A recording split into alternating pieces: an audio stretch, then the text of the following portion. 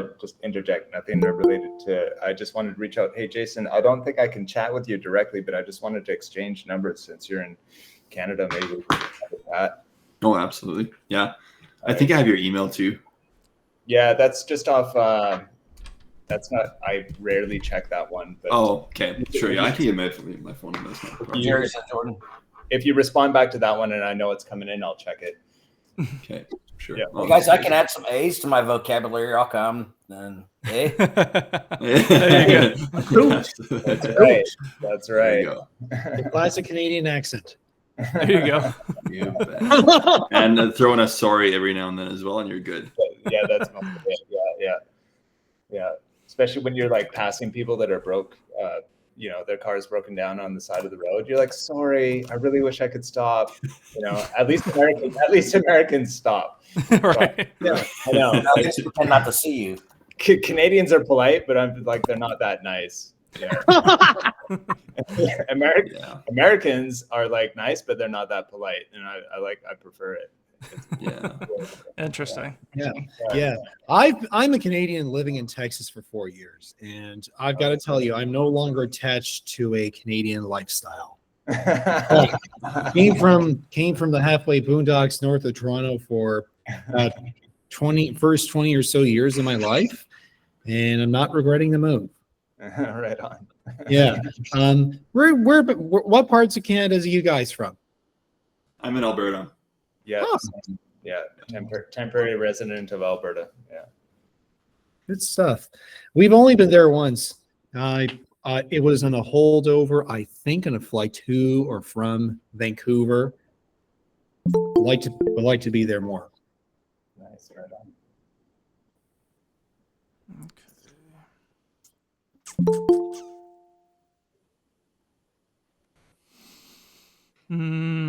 Sorry, just getting all set up. Scatterbrained as is. Okay, fun stuff.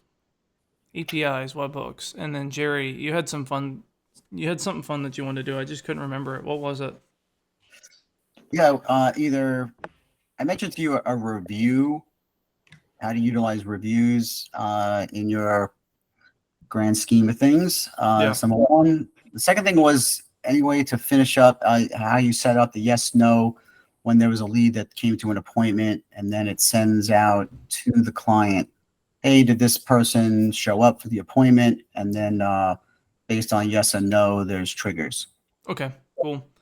All right, so we'll go over some basic API stuff. I'll have 2 endpoints that everyone can use and have fun with, and then we'll do one on location transferring too, because I've seen that be a common use case as of recent.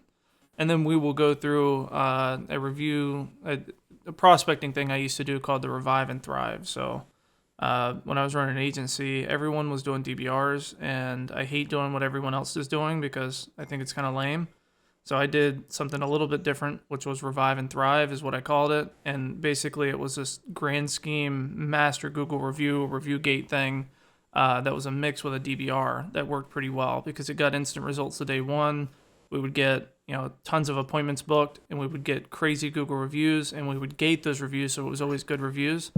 And then it also gave us a chance to repair relationships with past clients, past customers who didn't have a great experience. We were able to re-engage those people and bring them in and book appointments with them. So it was really, really fun, rather than a traditional just DBR. If that sounds good with everybody. I don't know how much time we have. I have all the time in the world, but Joey, just one. Sounds good. One more request had to do with how do you set up the trigger so that if the client, the human, engages in GHL for responses, basically, and how do you turn off? How can the AI just totally turn off so there's no more engagement from the AI? Easiest answer, just take the tag off. If someone goes in there to reply, you're right there, just take the tag off. But I will have something in this new builder where it says, do you want us to stop for a certain event? And then the event is someone replied that wasn't the AI. The problem I can see arising with that is a workflow triggering for an appointment confirmation, but we'll try to do some stuff. But we'll have something for that internally, but the easiest way is if you have someone going in there, just take the tag off. Yeah, so if this guy's calling his leads, then he could just remove the tag. Yeah. Easy enough. Sweet. I'll check the chat later. Okay. Intro. Man, I saw this cool button. Just answer back to his question that you could get for somebody for $10. I can't remember who it was. One of these GL expert guys. They have a button they put at the top of your screen, and you literally hit the button, and it pulls the tag right off of the. So I thought that was pretty cool. It's like $10. They charge for the workflow for it, and then you hit the button, and it fires a workflow that turns off the bot or something. I can't remember how it was set up. GHL experts or GHL something. That Lily have on their page at the very bottom, it has this button in this workflow for $10. And I'm seeing it everywhere right now. Everybody's talking about this blue button at the top of their freaking screen. I don't know if that's Jordan, if that's you Nice. would even work with your Wow. system, but Yeah. You no- can even do it like just with a radial button, right? Like just a custom. yeah, radial it's how they're on, doing. off. It's just it's exactly what it is, on off. Yeah. I think that they're using it for CloseBot, to be honest with you, and one Yeah. of their workflows. But I don't know if it would adapt to Jordan or not. But Yeah. ask- Super, You can super ask easy. T and Just build on it. just on another chain of thought, Jordan. So let's say human interfaces, they take off the tag, they chat back and forth, and then they now want to reconnect the assistant back in. If they add the tag back in, will the assistant be able to correlate the previous conversation and pick up? Yep. It keeps permanent conversation logs on anyone who talks, so it'll be able to just pick up right where it left off, Perfect. or right where you, the human, left off. Yeah. So, Okay. like I said, before I get into too much techie shit, because I know I will, and I'll probably get a little overzealous because this is literally my life half the time. How much do we know about webhooks and APIs? How comfortable we are with those terms? Fuck all.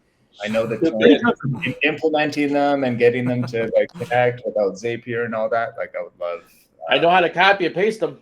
That That helps anybody. without spaces, right, Johnny? Yeah. Don't put a space in nothing. There you go. Nothing, guys. If you're asking Pretty- for the definition on Wikipedia for a webhook, I'm sorry, Jordan, I can't help you with that. All right. Well, I hopefully have. It's kind of like threw together the last minute. I have like some stuff that should maybe get you up to speed on it. Can you see this? I Right. literally just put this together. Just to confirm, we are recording this, right? Yep, I'm recording it right now. I'm gonna send this in the chat too. You can make an infinity mirror, but I'm gonna send this in the chat. So these are 2 endpoints that I made for everyone last night. I built the API so you can use them, and I'll tell you what they do here in a minute. So I'm gonna assume that we really don't know anything about webhooks or APIs, and I'll tell you it's like the #1 way to actually build a tangible system, because when you have a software, when you have something, even if it's GoHighLevel, it's such a closed environment that it can only talk with things that are inside of it, right? Webhooks and APIs are the way that softwares, that technology communicate with each other. And you hear these things pretty interchangeably. You hear webhook, you hear API. And I just pulled this real quick of like what's the difference between a webhook and an API. Where I have a webhook, kind of like how you see in high level, like if I go here, and let me know if I ramble too much or you want to go deeper into it, or if it's helpful, or if it's not helpful, let me know. The links were just opening up black post screen for me. I don't know if everybody else Yep. did that. But. Yep, they're endpoints. Yep, they won't do anything. You have to call to them. So this is what this is right here. So this is a webhook. So what I do with a webhook is I'm sending data somewhere. I'm saying, hey, I have something for you, other system. This is GoHighLevel to Air AI, or this is my MLS or whatever, saying, hey, I have something for you. I'm going to send this to you. This is the way systems communicate, webhooks and APIs. Because anything else in here is a closed environment. And I'll even show you how you can use these to talk, have locations talk to each other. So if you have a multi-location deployment, maybe a studio or a company that has multiple physical locations that sit in different accounts, or you as a agency would like to scale out a certain business function, you can actually use these to talk within each other. So pretty cool shit. But basically, this is a way for things to communicate. When you hear webhooks, that's just we're sending data somewhere, or we're receiving data from something. It's a one-way type of communication. And an API is I'm going to send an API endpoint, i.e., these links I just gave you. I'm going to send it something, and then I'm going to get something back. That's how those work. Does that make sense? Yep. Cool. Can you expand a little bit on the endpoint? What do you mean by that? Yep. I told you, if there's terminology or anything like that, just let me know. So the endpoint is like this URL, right? So this is a technical, sorry, got a little puppy running around. The endpoint is just saying, where are we sending this data to? Like where's the endpoint, or where's the URL that we're sending this to? I.e. one of these that I put in here. So you notice if you take this link and you put it here, right? This is not an actual website. This is an endpoint. So this is something that I've put out into the internet saying, I'm looking for data, send it to me. That's what an endpoint is. You'll notice these, like these are the ones I've given you, or like these in high level. Like when I'm looking at this crazy stuff that you're looking at here, they're saying, hey, this data that you need to send me, send it here to this URL. That's my endpoint. So when I say endpoint, it's a URL that's not a public facing URL, or not one that, you know, a general person would go to and look at something. It's literally a URL we put at that's looking for data. That's what endpoint. Does that make sense? Yeah, it does make sense. So then there's the post and the get, I think, right? A couple of different ones. Those will both be considered endpoints. Yep. So Okay. the URL itself would be the endpoint. Now, when you get like post and get and things like that, those are right here. So you have your endpoint, right? So you have this URL. So I'm going to send data to this right here. But what am I going to do to the, you know, we've kind of defined this URL as the endpoint. This is where we're sending data. This is this black screen you see. Now on the technology side, it looks a lot different than this, but we're sending data here. When we send data there, what are we doing? And when you see the post, when you see the get, when you get put, delete, all those are the methods of which we're sending or getting data from this endpoint, i.e. the URL. Again, let me know if I'm talking too techie here. And all these things are saying, what are we doing when we're talking to this URL? If we're posting, that means we're sending data there, we're creating something, we're doing something. When we're getting, you know, when we do a get request or get webhook, we're getting data from this URL. When we put this URL, that means we're updating something. So this endpoint, say you have your sub account and you're updating something in your sub account, you're putting to that endpoint saying, okay, I have sub account 1234 and I want to change something about that. I'm going to put, instead of post, where post would be, I'm going to create a sub account. Get would be like, here's my sub, you know, my location ID. I want to get how many assistants this person's created. That would be a get. And then delete is just, I want to delete the sub account altogether. Here's a location ID delete. Does that make sense? So almost like one of our bots, it's how the text bots are listeners. Mm-hmm. That's kind of, that URL is kind of a listener. It's just listening on either end. So from a technology aspect, it's actually a great point.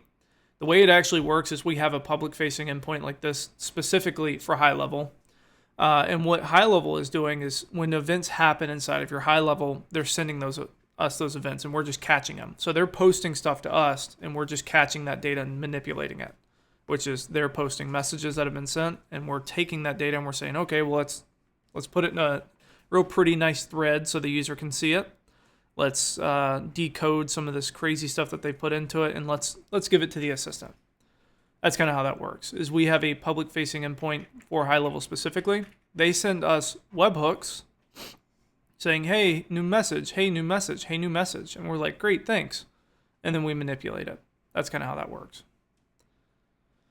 For these ones right here, let me kind of show you this first. So I drew this up right before this of when you have an endpoint, when you're doing something like a webhook or an API, we have our endpoint, which is the URL we're sending something to, right? Like we have this, we're saying, hey, endpoint, I'm going to send you something. It's like, okay, what are you going to send me? This JSON schema, which you hear me reference a lot, is how we tell this endpoint what we're sending it. And I put together a really, really simple example. And if you want this PDF, I can send it over. If not, I'll trash it because the drawing's probably shit anyways. But JSON, just how we feed JSON data to the assistant as a way for it to understand it, that's how systems talk to each other. That's how softwares talk to each other, is with JSON. And so what this is almost like a library of what I'm sending it. So for example, of like, you know, the simple example here, dumb example. I have a red dog and I have 2 apples. You have a blue dog and you have 2 apples. We can't just tell HighLevel that. I wish we could and make life so much easier, and I would have so many vacation days I wouldn't know what to do with them. But what we have to do is we have to convert that into a way that these systems can talk to each other and understand it. So rather than saying something like, I have a red dog and 2 apples, and you have a blue dog and 5 apples, I have to tell HighLevel in this type of library here, me, which is I, have a dog, okay? What kind of dog? A red one. And I also have some apples. How many? 2. And the same thing for you down here. That's when we're sending data back and forth between these systems, how we denote what we're sending. That's probably super confusing, but does it make sense at least a little bit? Yeah, it does. Yep. Okay. Perfect. I'll send this out after. So JSON's a language, right? It's changing the language so that way the other world can read it from basically just a bunch of numbers. Because isn't it a bunch of numbers and it transfers into language? Kind of. That's how. Not to get too crazy into it, though, that's how tokenization that works in machine learning. That's kind of a way to think about it. But JSON is just another way, another language. It'd be like talking French to someone else. JSON is the language of computers. It's how we tell them what we want, what we have, what we need. Now, to kind of tie that all together, we have our endpoint here, right? Where we have this URL. We're saying, hey, Agent-Centric, I want to get a screenshot of this website. And we're like, okay, cool. What do you want to do? Do you want to send it to us? Do you want to get it from us? What do you want? Well, you say, well, I want to send you something. So you're going to post it, right? I'm going to go to this endpoint and I say, well, I want to post something over to you. Okay, great. We'll take it. What are you posting over to us? And that's where this JSON comes in. You say, okay, well, I want to send you a URL. I want to send you a URL, and the URL is this. And we're like, great. We take the URL, we send it back, and that's how these systems communicate with each other. Kind of a hard concept to get. I've tried to simplify it a little bit, and again, I don't know if I'm even explaining it well, or if this even kind of helps you understand this. And if you want this, let me know. I'll send this afterwards. But that's how all these things kind of tie together in the grand scheme of systems communicating.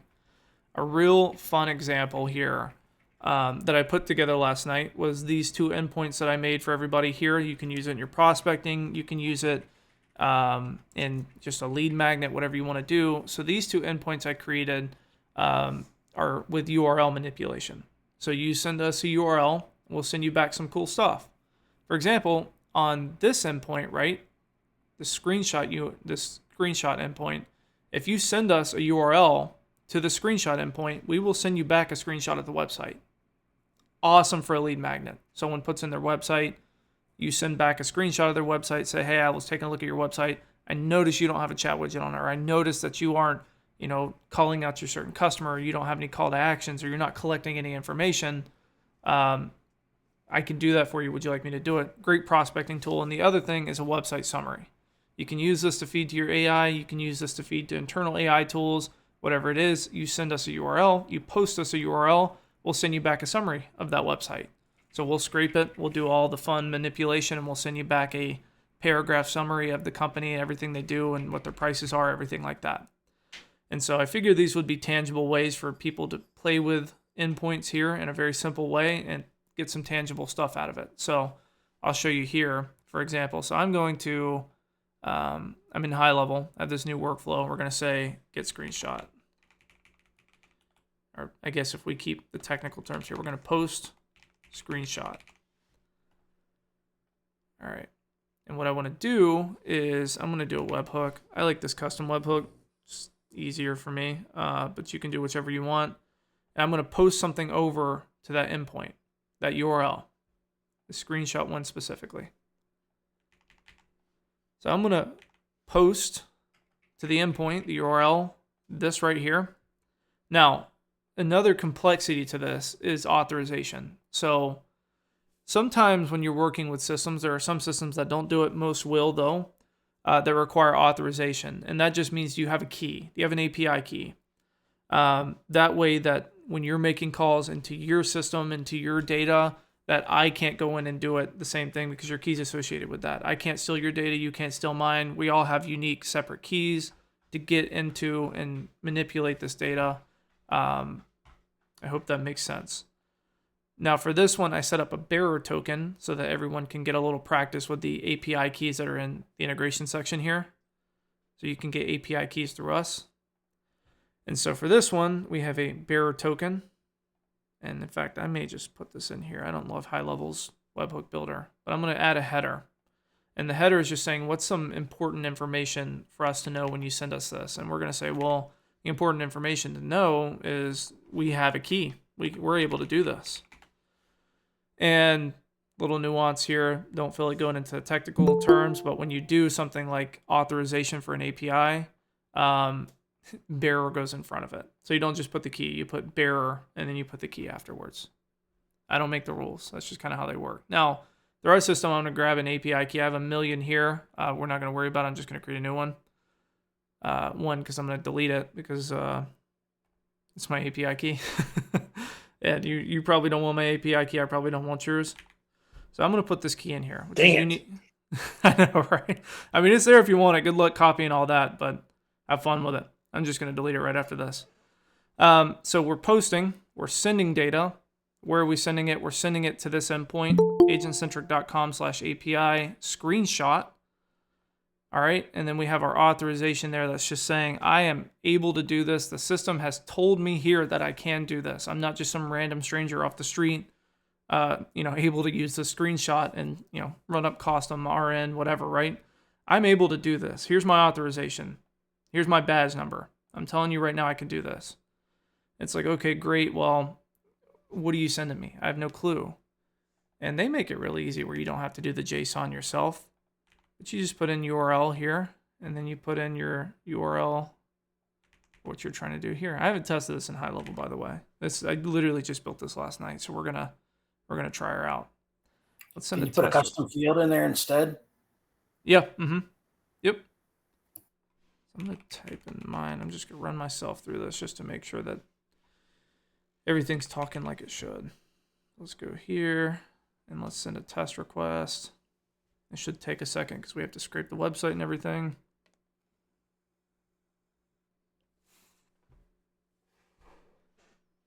And if not, we'll do a little bug fixing. While it's doing that here, so you changed, you added a header there, but it was, the authorization currently is none. Does that just mean that you wouldn't have to have a key for that? Yeah, you could do their bearer token one. Again, I have a not a nuance with HighLevel stuff, right? But I like to do it this way because this is how it's set up in like raw code. Like if you go to, we're getting real technical here. Let's go to Postman. I'm just going to sign into Postman.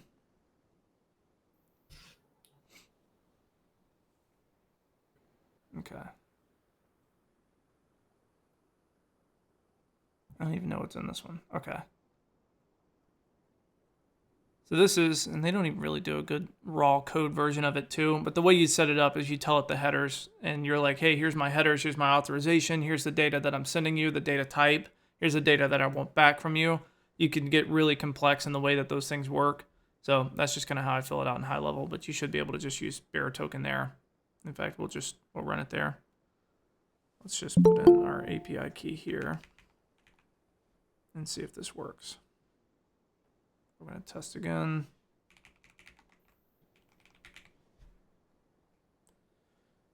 And then I'm just saying, hey, HighLevel, send some data.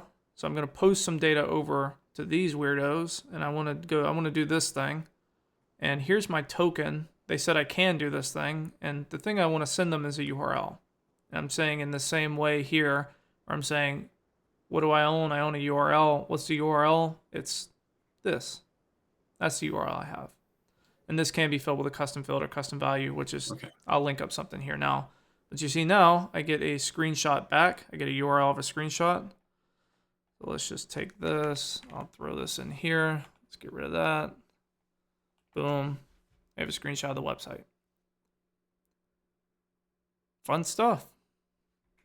So I'll save that. And what I'm going to say is I'm just going to name this here, get screenshot. So now I can use this as a prospecting tool. So now I can set up, I'm just going to go here.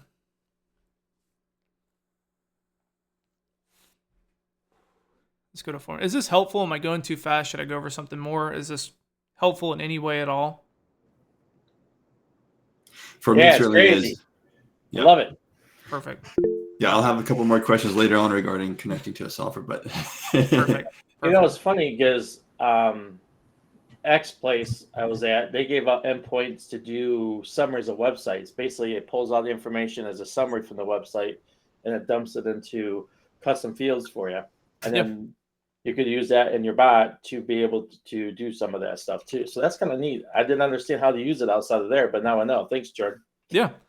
And so what we'll do, a fun thing on this. So I'm going to just build this weird form here. And what I think I want to do is I'll probably just put this on the website after too. I'm going to do, I thought they had website in here. Oh, here we go. So I'm going to take their website. I'm going to make this a required field because I obviously need it. I need their phone number and their website. And the rest I can do with an assistant. No worries. Get customized bot delivered to you. Perfect. I'm going to save this form. All right, so I have my form with my website and my phone number. You can add name and all that, but I'm just going to let an assistant get it. It just decreases friction, makes things a lot easier. People are more likely to fill stuff out if they have less stuff to fill out. So let's go here. We can use Dialflow, my fun little new fake AI agency. Let's go ahead and edit this one.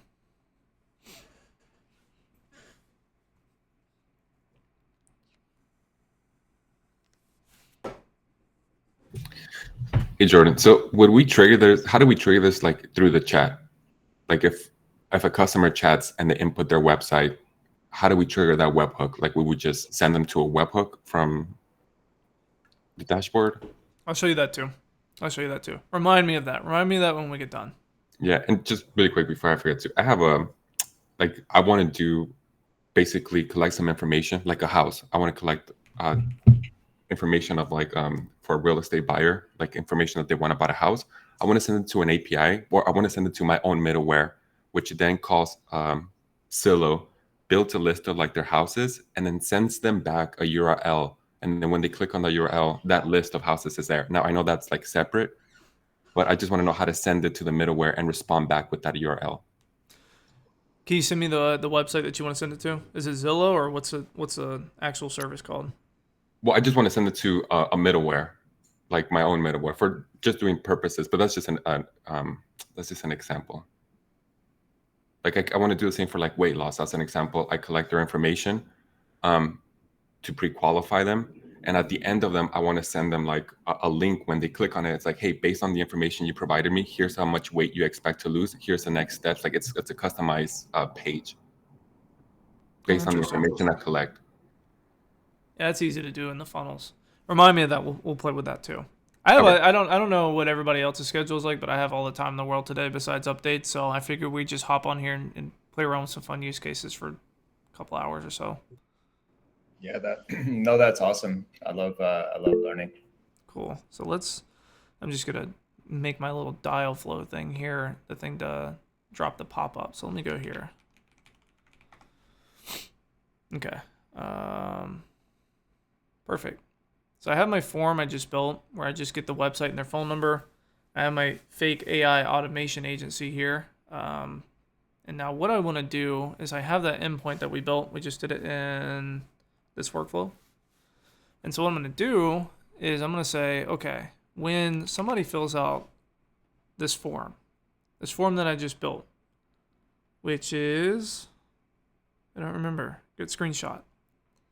So when somebody fills out this form, I want to go out and I want to post to that endpoint that I built here. I want to grab that screenshot. And so what I'm going to do now is I'm going to say custom field. Actually, we don't even need a custom field. This should populate to their website. There we go.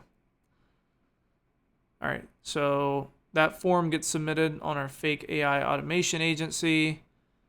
We're going to post something over to this endpoint, this URL. Here's our authorization to do so. And we're going to send something. What are we sending? We're sending a URL. what URL is that? And this the URL that they gave us here.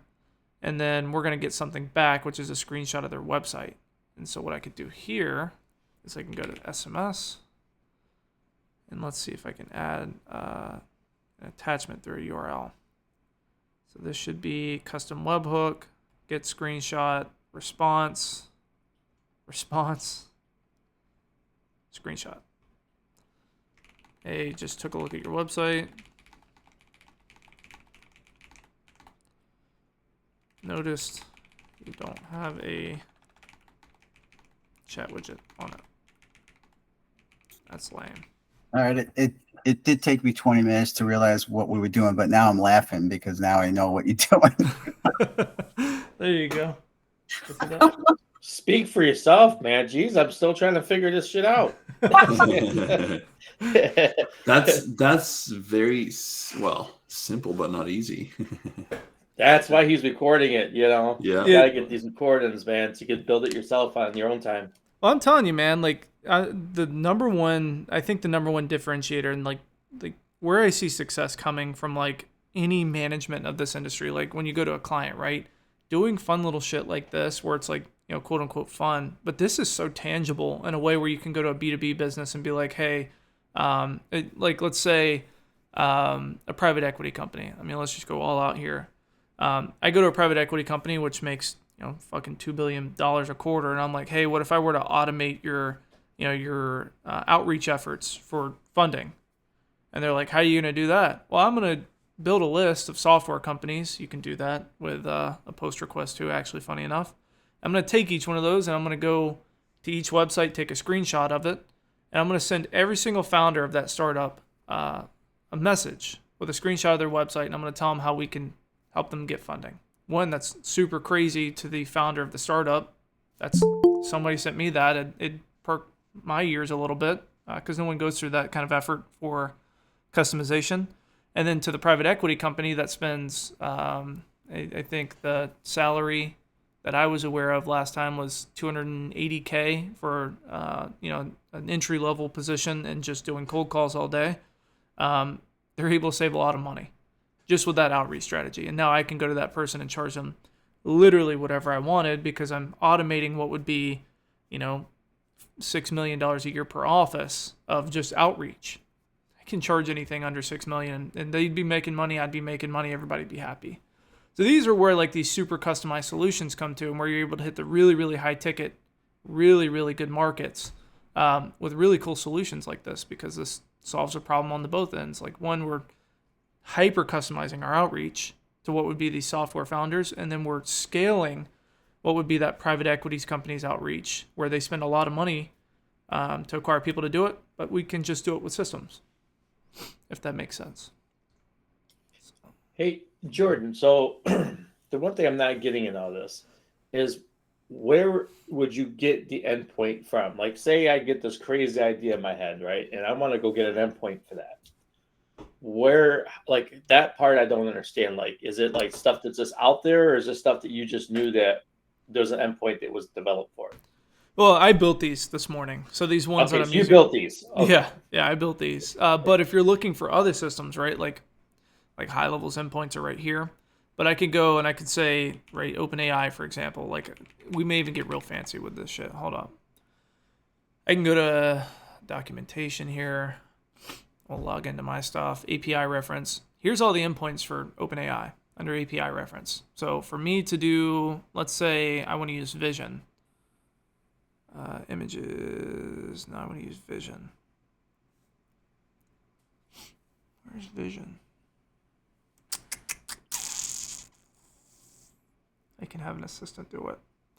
But anything I click on here, right? Like, let's just say chat. Here's their endpoint.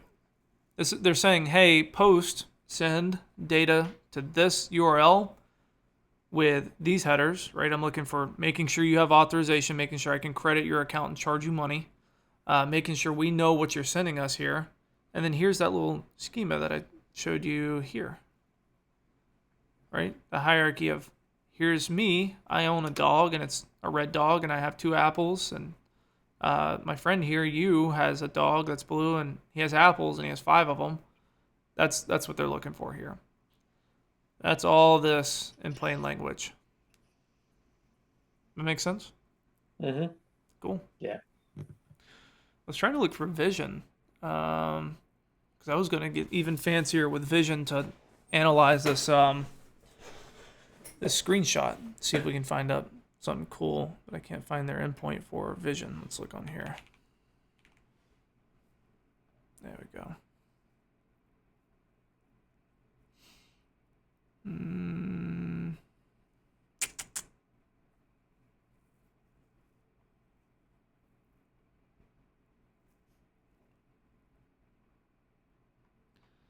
This is half the battle too, is finding the actual endpoint. Just to answer your question on that. How do you find the endpoint? Hours of looking for it. But just about anything you want to do on the entire internet, someone does it and they have an endpoint for it. I mean, it doesn't matter what it is. I mean, even the goofiest shit you can think of, somebody has an endpoint for it. So pretty much like every software, and for example, I'm trying to connect to ShowMojo or Propertyware, like they would have, I know they have endpoints. They would probably just have them on, I guess, once you're a user or whatever, right? So. Yep, the same way we do. You know, when you sign in, you know, we say, okay, you want to work with us on a more technical level. You want to send something else on the back end. You don't want to use our interface. You want to connect us with something else. Because you can do this with calls and everything. We have endpoints for calls that you can go to HubSpot and make a call from.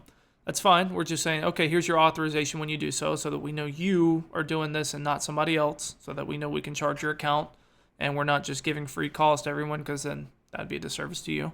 So there's your authorization.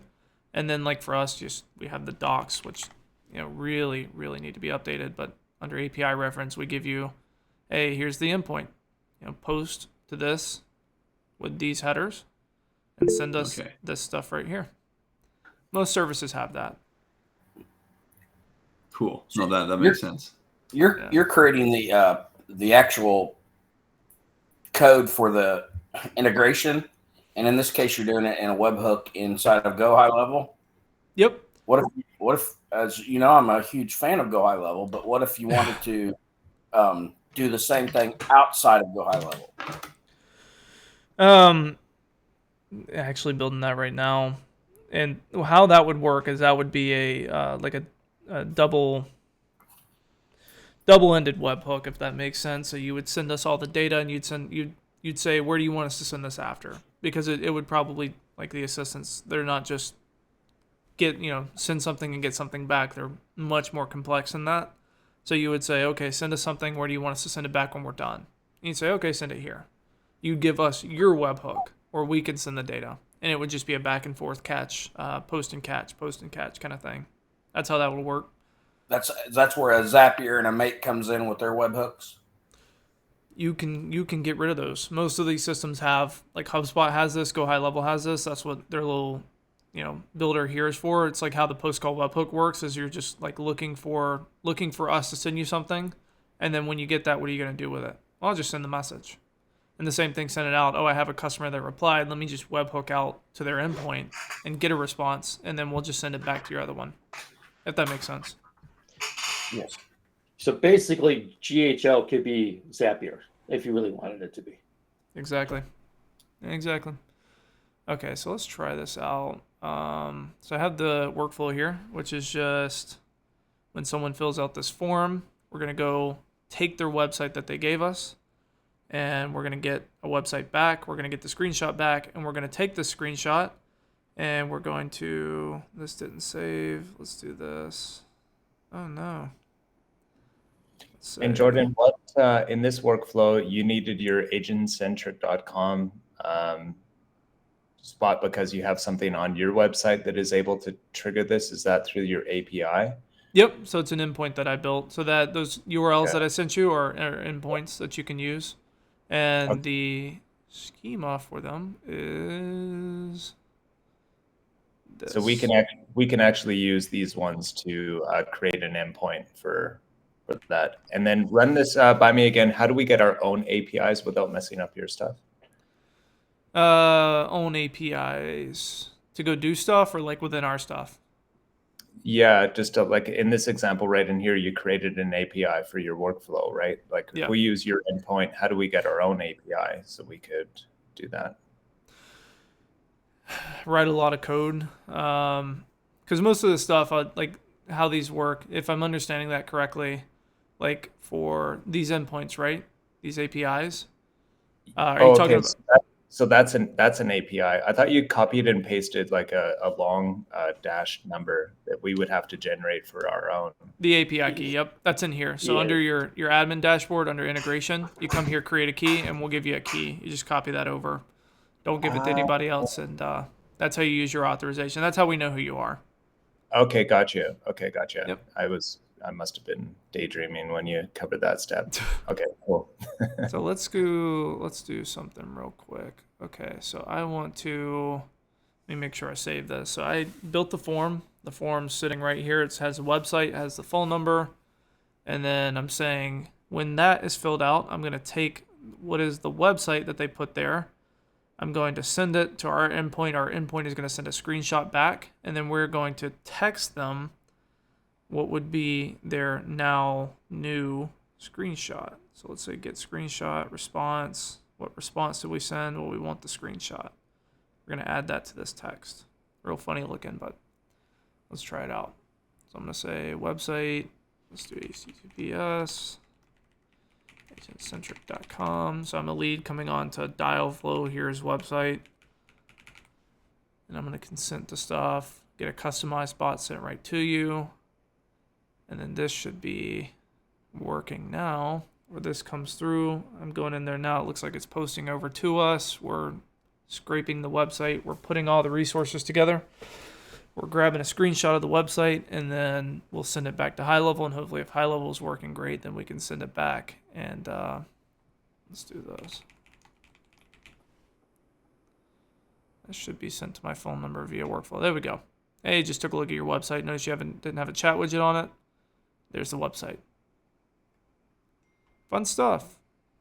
Look at that. Super customized. Now, lead, when they come to this theoretical company that I built, Dialflow, and they want to book an appointment, I can just go here and be like, hey, bro, look, I noticed you don't have a chat widget, man. What are you doing? And use that for prospecting. Now, if we want to get real fancy, like I said, I didn't see the endpoint on here. Maybe I'm crazy. Let's just do OpenAI Vision endpoint. I don't even know if they have an endpoint for it.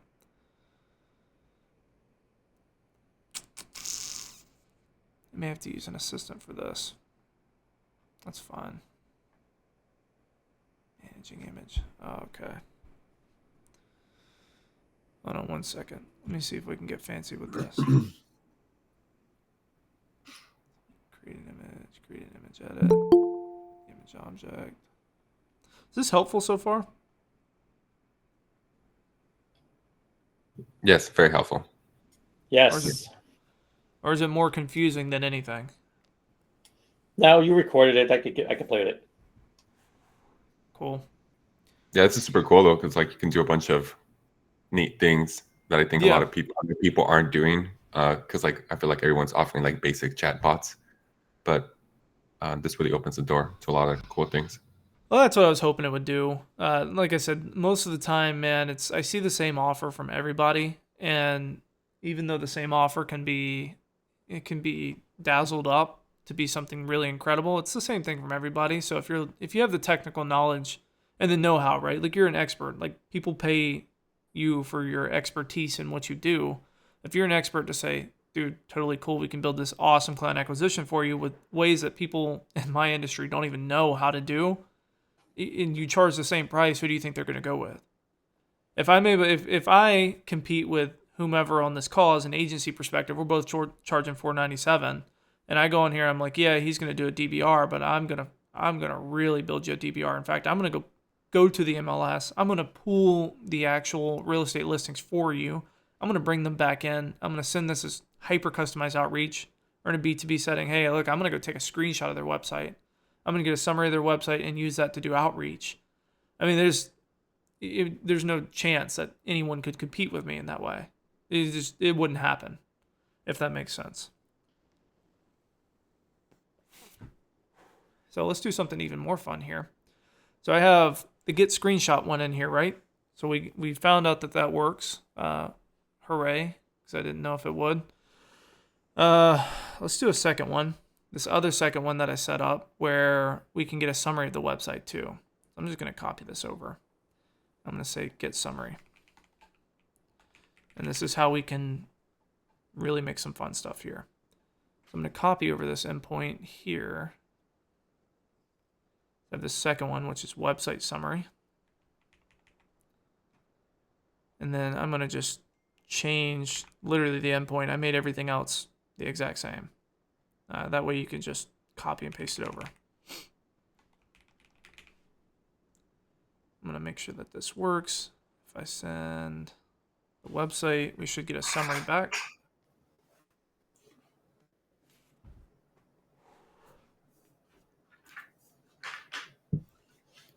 Perfect. Okay. Now I have a summary of this person's website. So now what I'm going to do, I'm going to just use OpenAI by oh, they don't have 4. Oh, that sucks. Okay. Well, let's put in a prompt here. I'm just going to save this. I'm going to put this 0.4. So now when someone fills out this form on this website, I'm going to get a screenshot. Now I'm going to get a summary. I'm going to take this summary that I just got. I'm going to give it to OpenAI here. So let's get the summary. Let's get the response from the summary. High level let us. And I'm just going to tell the AI that I want a customized message based off of this. Review the company summary and come up with a strategic way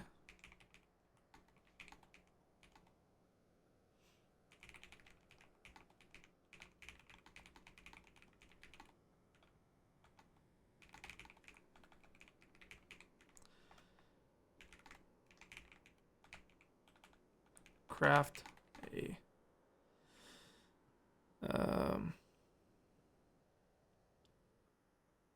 let's just say craft a sales message, a cold outreach sales message with a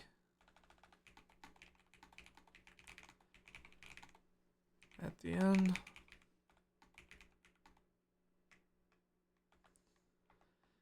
All right, that's fine for right now. I'm going to save this. I'm going to refresh the page so high level's not acting crazy.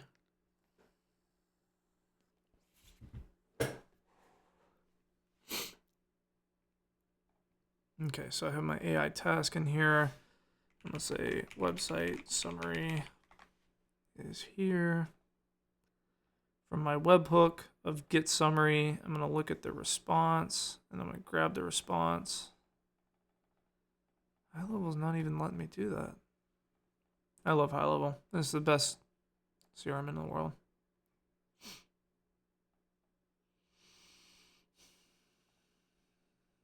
Okay. We're going to set up some rules here. Response guidelines.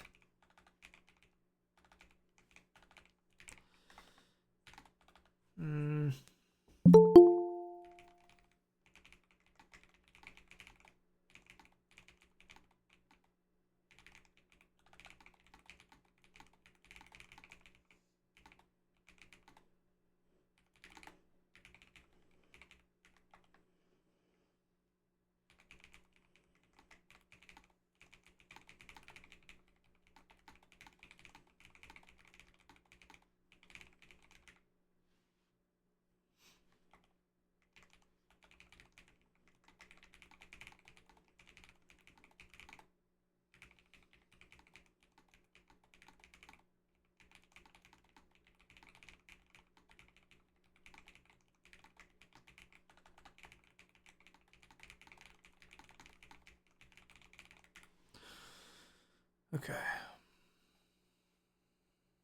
Let's try this again.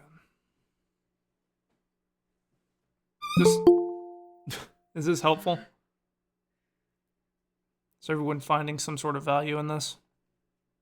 It is, and I have a question yeah. regarding why you're using the GoHighLevel GPT there instead of just taking it to the Assistable. Right now, I just for this example, just crafting an initial outreach message.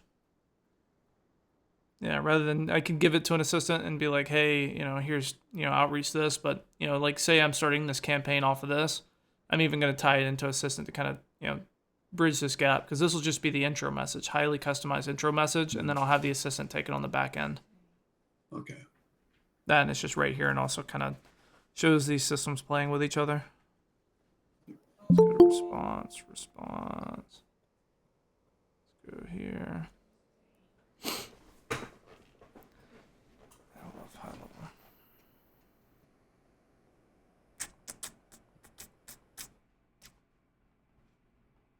Okay. I'm just gonna reinitialize this real quick. It works best during live demos. Doesn't it?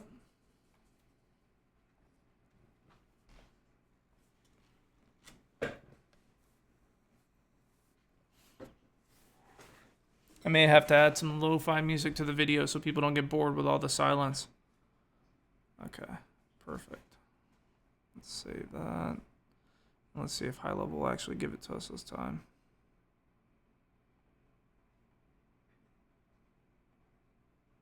If not, I may have a route that we can take. Okay, that's fine. We'll just say update custom field. I'll just use a random one here.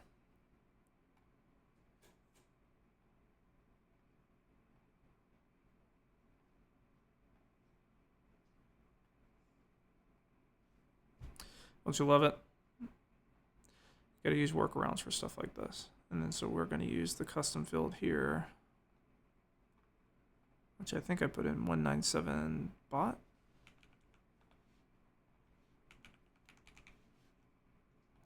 There we go. Okay, so now what this is going to do is when someone fills out this form on dial flow here, they're going to give us their website, their phone number. We have a workflow here that's going to say, okay, when this form specifically is filled out, which is that one on the website, go to this endpoint, grab a screenshot of their website. All right, and then go to this endpoint, grab a summary of their website. And because high level doesn't want to act correct, I'm just going to store this temporarily in a custom field. And then I'm going to reference this custom field in this GPT call. And I'm just saying, hey, chat, just review the company summary and come up with a really personalized outreach to the company. Craft a cold message with a call to action. Here's the website. And then make sure to be concise when you do it.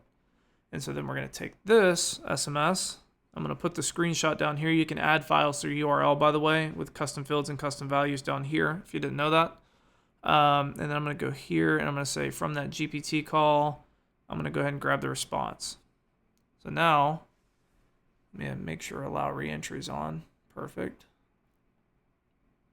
If I go to my contact, let's go here. Now if I go to dial flow and I say, here's my website, here's my phone number,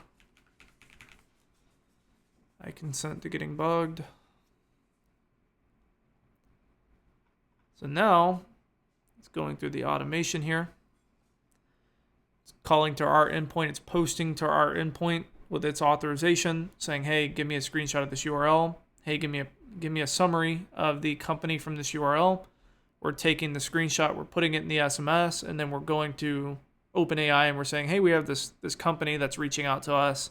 And we have a summary of their website. Actually, take that summary and build a really, really nice, highly customized outreach sequence to send to them, or highly customized outreach message to send to them. So now we get a message at the end that should be a screenshot of their website with a customized outreach message whenever that goes through. Scraping websites takes forever.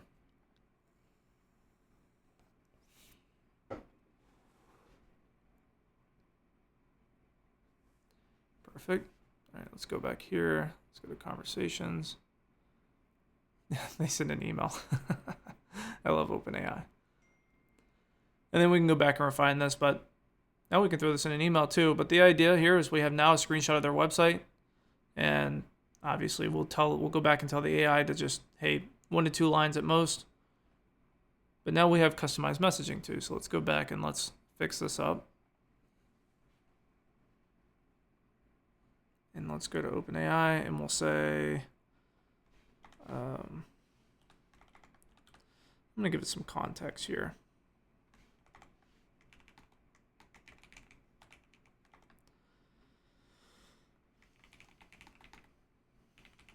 Your sales copywriter.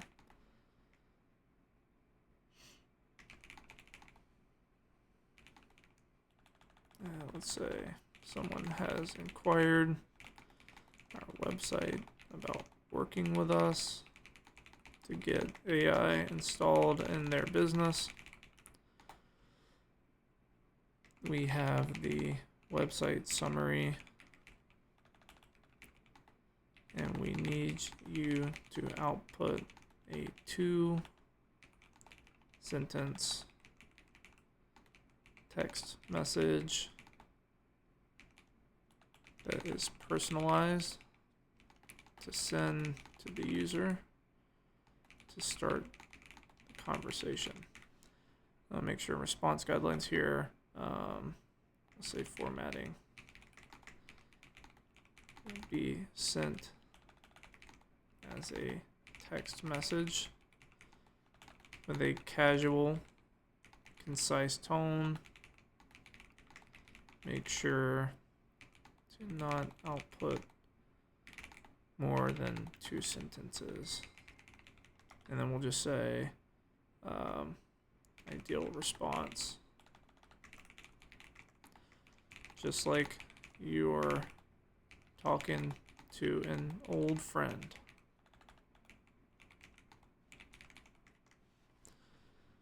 Okay, let's try this again. The website goes in, phone number.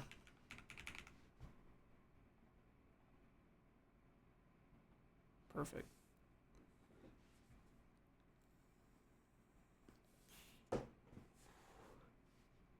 I hope this is helpful. Just with the idea of like, now we've turned what would just be a basic like submit a lead form, let me just send a text message to engage this person, to like, now we can send hyper customized outreach to people who are coming into our website, or even a Facebook lead form, right? Just throw website in or collect website. And I'll show you how to do that with an assistant dynamically in a conversation too. But I hope this is helpful. I hope it makes a ton of sense.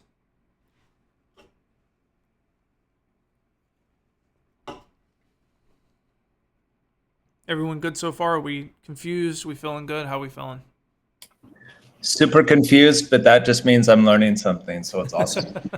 Good. Yeah, it's great stuff, man. Yeah. One Okay. question, one stupid question. Where do I get the API number? Sorry. The key? Yeah, the API key. That'll be in your admin dashboard here, and you click Oh. on integration, and you'll notice, you have your connect to high level one, but under there is hours. So you go there and you just create a key. It's going to ask you to put in your password just to make sure that you are you and someone's not trying to steal your account. And then once you put that in, we'll give you a key and you can just copy it right here. Okay, awesome. Thank you. Yep. So every workflow, we have to have a new key, or we can use the same key for multiple workflows. You can use the same key for every endpoint of ours. So if you're doing something like an endpoint, like even if it's just this one, or we have the call one, we have a couple that are out there now, you can use the same key. It's just telling us like, hey, this is Jocelyn. I'm allowed to do this. And we're like, okay, great. It is Jocelyn. Okay, nice. Thank you. Yep. All right, Jordan, so there we go.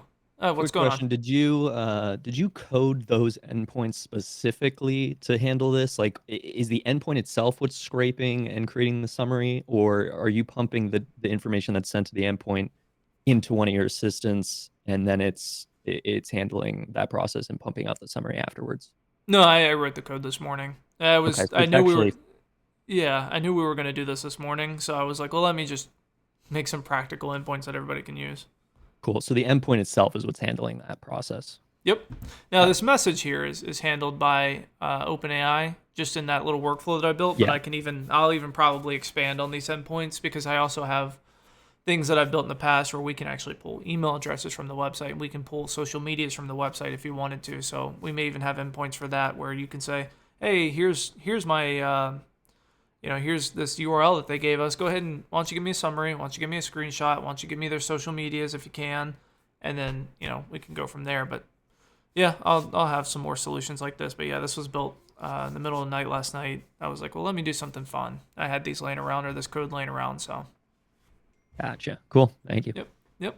So now we went from, someone submitting a form and we just, thank you for submitting your form, Jordan. It's so cool to meet you, to now we're sending them a screenshot of their website. Hey there, notice you're into AI working smarter for businesses. How will we supercharge your processes with an easy deployment tool, fancy a chat? And of course, we can tone that down. OpenAI tends to get a little bit flamboyant sometimes, but now we have a really hyper customized message to send to an inbound lead.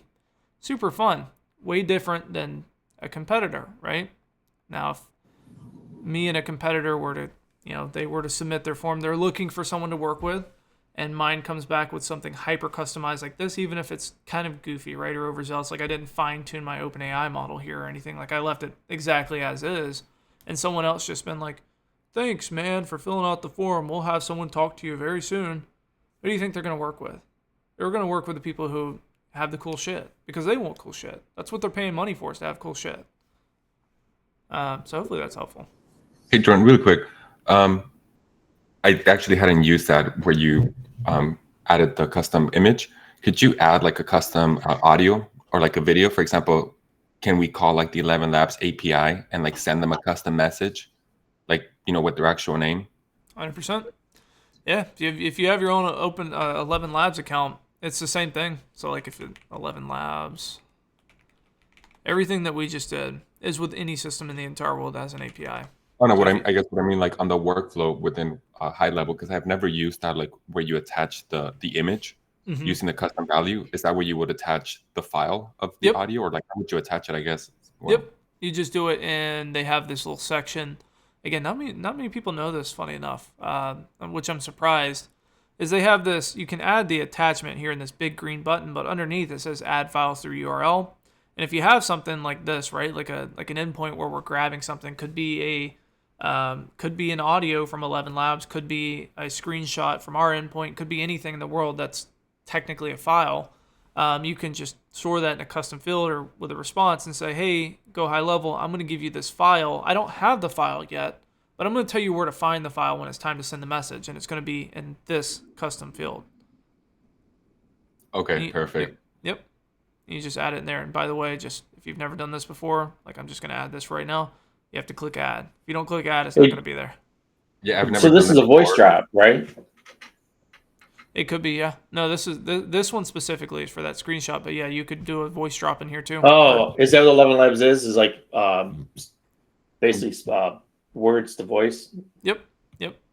Cool. Never even used that. I didn't even know it was even in there until yesterday. So, like, what is this? Yeah, because you had it in there initially, Jordan. Didn't you way back when? And then, like, we would do the voice, and then just do outreach to that whole getting around A2P crap. But yep. I'll even. Cool. I mean, let's make this fancy too. I mean, we have we're playing with APIs right now. Let's have a little fun. If everybody has the time, I have the time. Let's get real fancy with this thing. So I am going to use OpenAI. OpenAI has an audio endpoint, just so you know. And so what I'm going to do is I'm going to post to here. So I'm going to go back here. So I'm going to grab the screenshot. I'm going to grab the summary. Now we're adding another one in here, which is going to be OpenAI. Because I'm going to send not only a screenshot, not only a customized message, but I'm going to send some audio over there too. So let's go. I'm going to just copy this action. And I'm going to get audio from OpenAI. And so here's how you read this. So I have this endpoint, right, from OpenAI. They're telling me all this crazy shit here. I don't even know what half of this means, right? I know that we need to post. That's what they're telling us we need to do, so great. So I have post set up here. They say, hey, you're going to post to this endpoint. Okay, great. I'm going to take this URL. I'm going to throw it in here. So OpenAI requires bearer token authorization and a content type header. just saying, hey, by the way, this is the content type that I'm going to send over. So you can see that denoted by the H here. That's the headers. So they need header content type, and they're saying, what content are you sending us? Oh, we're going to send you some JSON, some application JSON. So I have my post to OpenAI with my bearer token, which I'm going to have to change this. And then I also need to include to tell them like, hey, I'm sending you some JSON over, and they're going to say, great, well, what are you sending us? And we're going to say we need the model, which is a body key value here. We need the model. We need an input. And we need a voice. So I'm going to just use whatever they recommend. Let's do TTS1, text-to-speech 1. So I'm filling out the model would be TTS1. The input is going to be, hey, I noticed you did not have a chat widget on your website. How are you capturing leads then? No, the put you suck. Just kidding. It just sounds funny with the voice. I don't know. So like, what the hell, man? Well, you don't have a chat widget. What are you living in like 1980s? Hey, with this whole thing happening with Google, man, this is going to be a strategy. I'm telling you. Yeah, right. Think of all the people that were relying on that. It's gone. It's going to be gone like by the end of this month or July. Yeah. Well, this is what I'm saying. Like creative ways like this is. I mean, I'm not going to say simple. I mean, you could probably have this built in 10 minutes if you know what you're doing. Problem is knowing what you're doing. But I mean, just something simple like this would be huge to kind of start a conversation. Because that's like the biggest thing. Like having a conversation is tedious when it comes to like, you know, analysis paralysis, things like that. But the hardest thing is getting someone just to talk back. And so we're able to send super, super customized stuff here. And even for a client, we're able to build really, really customized solutions for their use case using stuff like this, connecting to other systems. So let's say... So in theory, could you take that GPT output we have right before the SMS, feed it back into this input here as a custom field, and then have it audio drop that text-to-speech back to the customer? Or 100%. 100%. Okay, We'll do that too. I'm going to delete this key after this, so don't get too excited. All right. Dang it. I know, right? That sucks. All right, here's what I'm going to do is I'm going to move this one down. Hey, I got a new ad for you, Jordan. You could do a picture of like old guys like me, a young guy like you, and then you could do like this all this technical stuff and be like, hey, look, even this guy could do it. All right. It's a great ad, man. I'm telling you, it'd kill it. Well, I'm gonna even call you by name. I'm gonna make it real like alluring. Right. I'm gonna be like, dude, if Johnny can do it, they're gonna be like, who the hell is Johnny? If Johnny could do it, you can do it too. And then they're just gonna have to click on the link because they're like, I have to know who Johnny is because if Johnny can do it, I probably can do it. No, it has to be Mikey. That might be actually a good ad. Not gonna lie. That would, you know what that would do is that would actually be a good ad because everyone in the comment would be like, everyone would comment and be like, who's Johnny? Which would boost my engagement score. And exactly. I think that might actually be a good ad. Even the ball guy figured it out. Yeah. I mean, it can't be that hard, right? Here is Johnny. Johnny figured it out. Johnny Levine. You don't know Johnny Levine? They're gonna comment and be like, who the hell is Johnny Levine? I'll be like, that's exactly what I wanted you to ask. Because now I'm getting my engagement boosted now. So now I'm gonna say craft a cold outreach script for my sales rep to read and send an audio message to the lead. All right, so this one's gonna be audio. The fuck am I thinking of? Scripty. How would you make sure it didn't go too far? As far like a 10-minute dissertation. It's AI. You got to fine tune it. You can never make sure. Just got to fine tune her. So let's go custom webhook. Actually, we can use GPT, audio script, response. So now I have, okay, let's sanity check myself. I have a form that comes through. We're getting the screenshot. We're grabbing a summary. We're doing this because high level doesn't want to work. And then we're going there. We're grabbing a customized message to send to them in text. We're going here, we're grabbing what would be an audio script for them to read. We're going to go get audio. We're going to post to OpenAI, get that audio, come back, and then we're going to use that response, and we're going to take this nice, pretty screenshot with our GPT response, and then I'm even going to send a second one here, and I'm going to just use the power of psychology. So I'm going to come here, and I'm going to say, from this custom webhook where we're getting audio from OpenAI, the response, which would be... that's not the right one, is it? Yes, it is. Nope, we need to reinitialize it. So let me go here. Let's initialize this. I'm going to say, let's go there. And I'm going to just put this for shits and giggles to the side and say, we're going to test it that way. Oh, they're sending it. And I don't want that.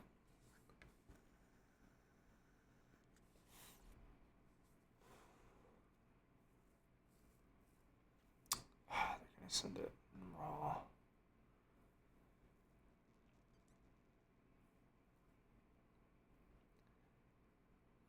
There we go. Response format. I need to add another one here saying, I want you to send that back as an MP3. Let's test that again.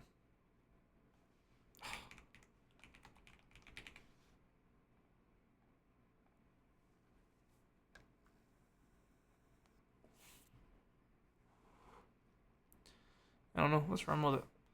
I'm going to take this. Can I put that in there? If I go to custom webhook, get audio, response. I don't know. We'll try it. And then we'll say, sorry, going into a meeting. Thought it would be easier just to send you a voice message real quick.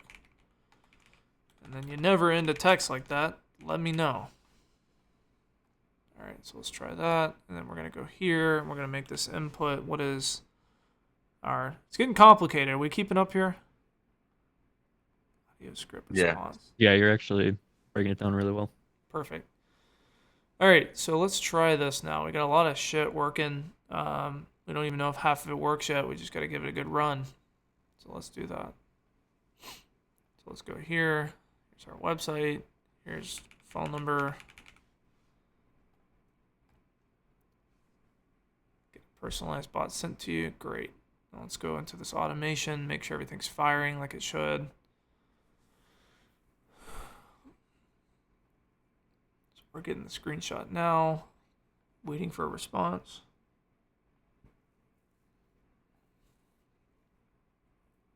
Perfect.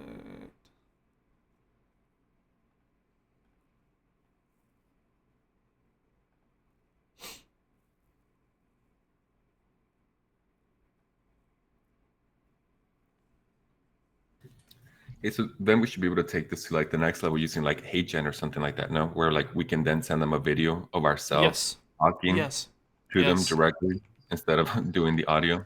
HeyGen has an API. Just in case you didn't know, HeyGen does have an API, and so you can build this stuff in high level and have it sent out. Would there be any limitations in terms of like the file size when attaching it, or would we have to send that like as a URL, like no? Like clue. if I want to send it through a text message. Okay. No clue. Not with file sizes on high level. I'm sure they have some documentation on it. Did I finish up? I just got a text message. Maybe I just think this is crazy because based on what you just did by OpenAI, wherever you're just at, you basically went in there, read their instructions, took the endpoint, and then you basically went into and just filled out all the information in GoHighLevel, which is how the format's going to go. And then that way it all populates the way it's supposed to. So you could pretty much go into any place that has an API, just figure out their format, how they want you to, your keys and stuff like that inside the webhook. And you can move any data that you want back and forth. Yep, exactly. Well, here's your answer to that Pretty cool. that that data question. It looks like even our audio is a little bit too robust.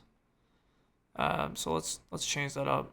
Let's just tell them to send us back something. Let's see where buy our shit. Opening, I won't let that. Buy our stuff, please. I need money, please. Okay. Let's try that again. Yeah, that's the fun thing about this is what I hopefully have been well preaching, or just coming across as preaching, is like, dude, just high level is not enough anymore. Like, high level would have been a great value prop like 2 years ago, but everyone had. I'll tell you, because I have the full list of everyone who uses high level. There's like 158,000 people using high level. Those are just the agencies. Those are people you directly compete with. And if you're all selling the same thing, it's a race to the bottom. And if you're just trying to race to the bottom, you'll never make real money. And if you're not making real money, how are you going to stay alive? How are you going to invest in stuff like this? How are you going to build cool tools? So the way that you make more money is make yourself more valuable. The tangible result, the tangible things that you do for a business, with connecting cool systems like this, is going to be the value discrepancy that you create is how much your service is going to be worth.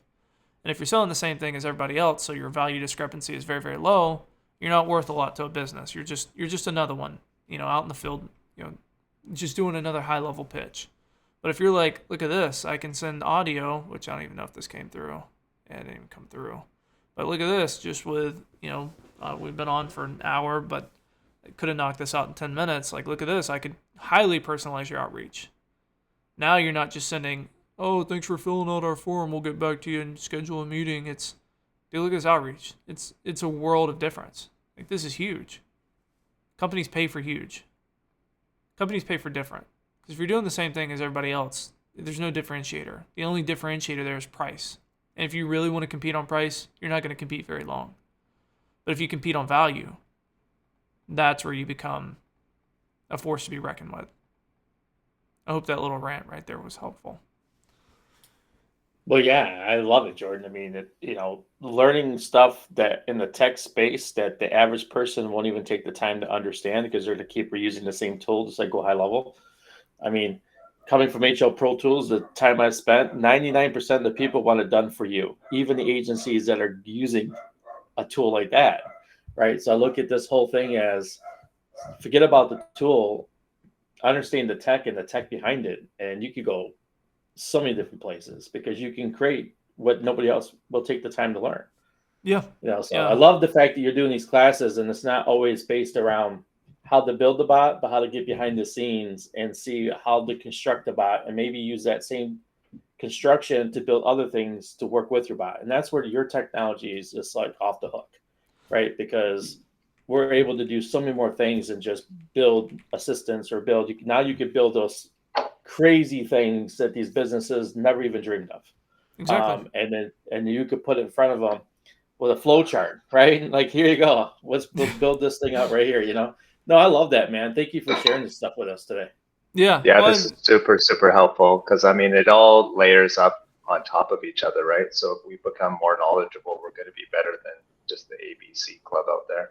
Well, that's what I'm hoping. Like, that's the whole thing is like, look, I'll be honest with you. You stick around for the AI, but that's cool and all. But what I really want everyone on this call to be is competitive, successful. Like, that's kind of the only way you kind of live and breathe in a truly meaningful way here. Because we're all just doing the same thing. Like, it's kind of why I have like this vendetta against like just handing out a snapshot and being like, okay, here you go. Because then everybody has the snapshot. And then okay, we get you started with a snapshot. What happens if you have a client that wants something cool? You use the snapshot. You don't even know how to build it. So then you're not able to provide the value that you promised to the client because you were handed the snapshot. So while I'm not always against doing stuff like that, in fact, if you notice, I like trying to provide as much value to everyone as I can. I'm a huge believer in the conceptual value of understand what you're building, because not only is that going to make you better as a builder, and not builder saying like you're going to be this tech guy, but you're now a better builder, a better solution provider. And when you're a better solution provider, you can charge more money. You can get better clients. When you get better clients, your business is a lot better. You know, it's like the whole meme about a $50 client is gonna talk your fucking head off and be like, I'm entrusting you with my life savings. And you have someone with $50,000 and they're like, all right, I'll talk to you next month. That's a better client. It's so much easier to work with people like that. I can tell you 120% from experience. And you don't talk to those people unless you have something that's worth their time. They buy with time, they don't buy with money, right? Money doesn't mean much to people who have money. What means a lot to someone is time. And if you're able to do shit like this that save them time, like truly save them time, not just flowers and rainbows of let me DBR, let me do a missed call text back. Everyone does that.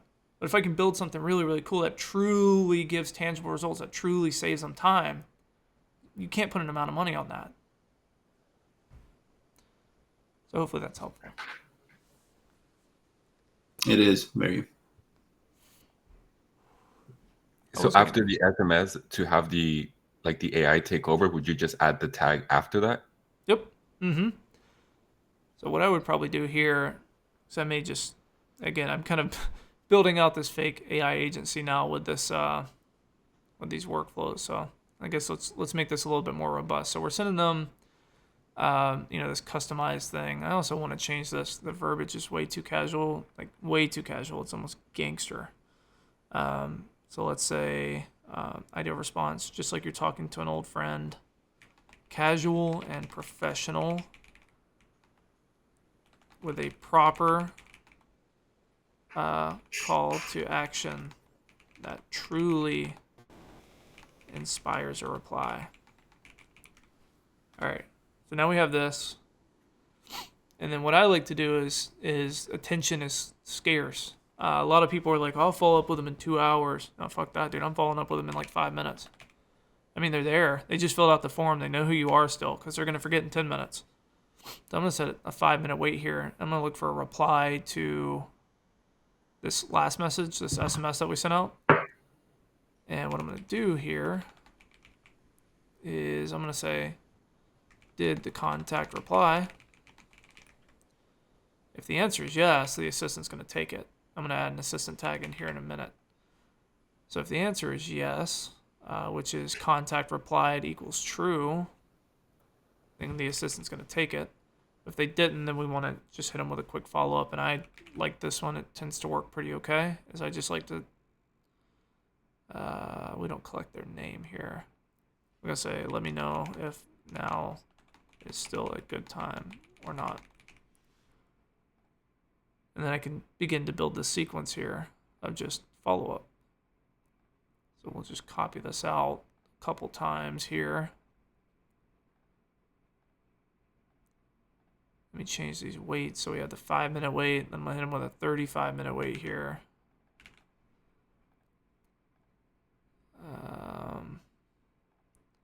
And say, well, I'm about to hop in another meeting, so let me know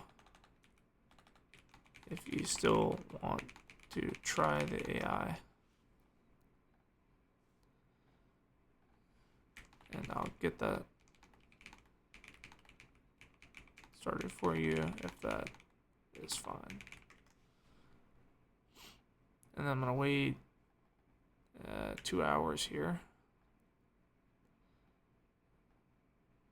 Make sure I set my conditions here. So 2 hours, I just hopped out of the meeting, right? In a theoretical, timely manner. Just got off the call.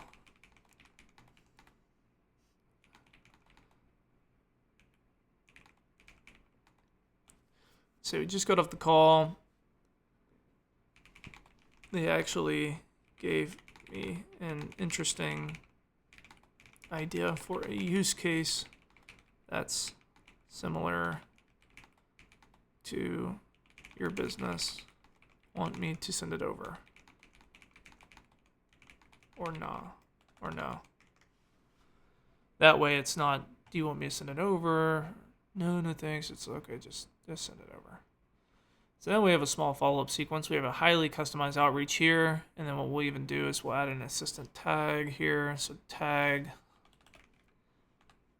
So tag. I don't know if I have one on here. Let's see. Yeah, that's what I was going to ask you is where do you, if if this was say just a normal follow-up sequence, like where would you add the tag? Always at the beginning. And so basically the tag, when you think of a tag, is if you don't want the assistant involved in something, you put the tag where you want them involved, right? Yep. Okay. Yep. The general rule of thumb is if a tag's on, the assistant's going to take it. If a tag's off, the assistant's not going to take it. So you just kind of make a decision Cool. based on that. So in follow-up, would you just start with a tag and then do your follow-up sequence like you just did there, and then you could just bring it back to the top and just keep relooping it? Or I noticed on yours you have a listener in there, so that was pretty much done. So I guess I would just use that. Well, so for something like this, right, where they haven't, because I hear this a lot too, like have AI follow up. I know where this lead is coming from, and I know why they're there because I'm the one who drove traffic to dialflow.ai. Someone didn't just stumble upon that website. I know why they're there. I know why someone's on that website, and I know why they filled out the form.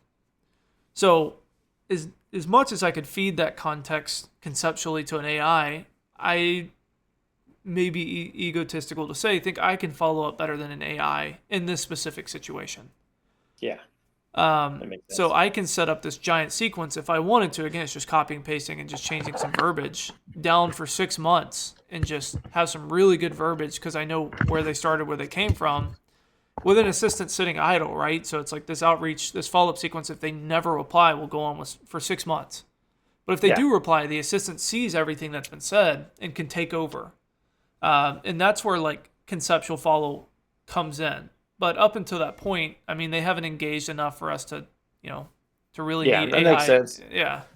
Yeah, but you're paying for that too, so you have to always think about like, do you need AI in all those circumstances, like reminders and stuff like that. So I get it. Yeah. Mm-hmm. Okay, let's go here. So I think what we'll do is just create a random tag. Flow testing funnel for fun. And I probably want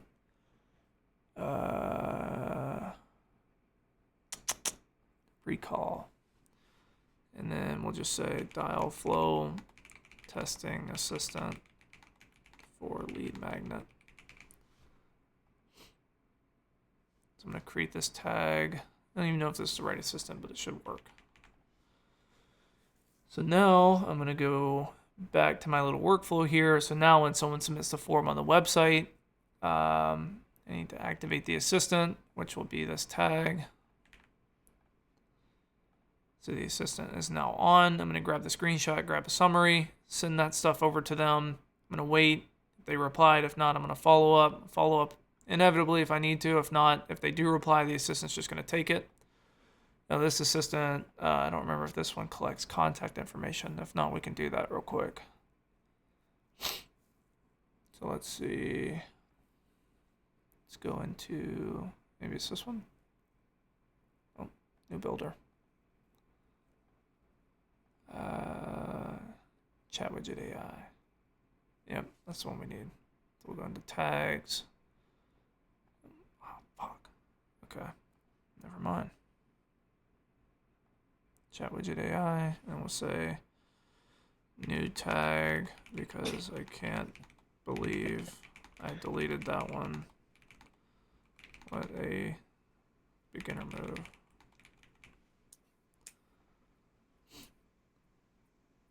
All right, so now we'll just add this back in. We have chat widget AI coming in. Perfect. We'll just recycle that one. And then I'll come here and I'll add this proper tag here. All right, so let's go here. Let's go here. Let's wipe the conversation clean. And let's see what a conversation with this this assistant would look like. So let's wipe this clean, go clean slate. And then let's go to dial flow. My fake AI automation $1 billion company. So let's go here. Let's get a phone number in. Let's get a customized bot to you. You know what's even funny is I only did half of this website just for the video. Just the part that you need to see looks pretty. The rest, it's okay. You don't need to see the rest. This is just for videos. I'm not going to do the rest.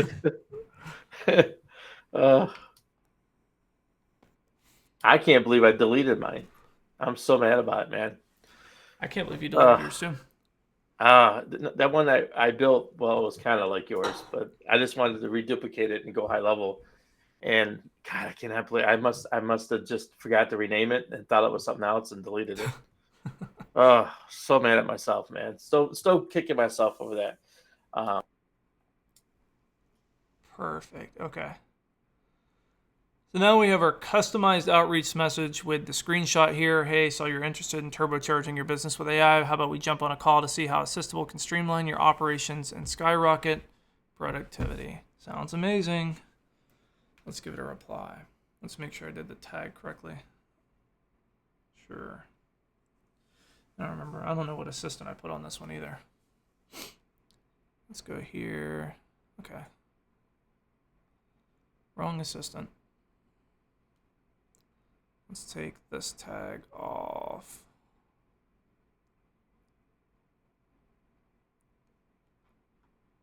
There we go.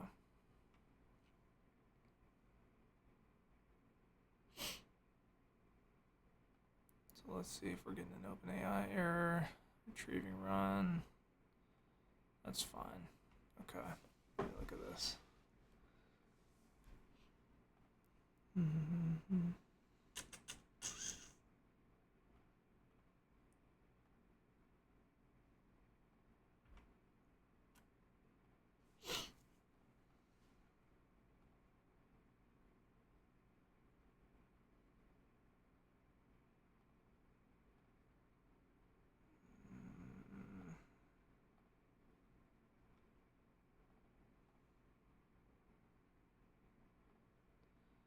There we go. Webhook errors. That's fine.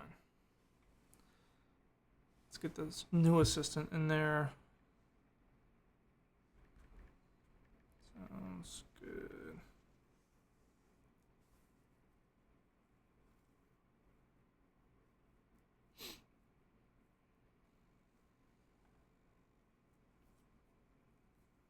All right, get the right assistant in there now. Perfect. Okay, great. Can you give me a range and dates?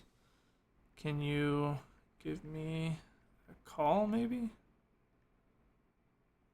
I don't know. Let's just say Wednesday, middle of the week.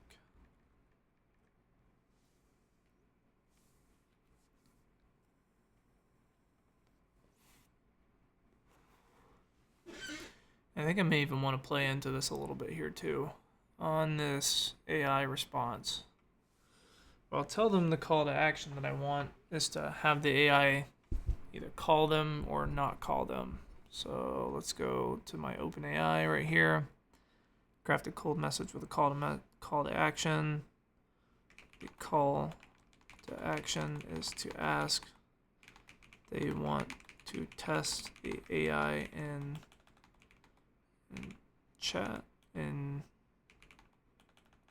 SMS, or have the AI give them a call. Actually, you know what? To follow cadence, because we didn't collect their name, let's say the call to action is to gather their name. Something fun and casual. Alright, so let's go here, let's go here. We have our tags on. Perfect. And then let's go ahead and wipe the thread. And then let's start this automation again. So URL goes here, phone number goes here. You know, I think it'd be a fun experiment. Why don't I just build out dial flow and these series of Friday calls and then just start running ads for dial flow in like 2 months when everything's like completely built out.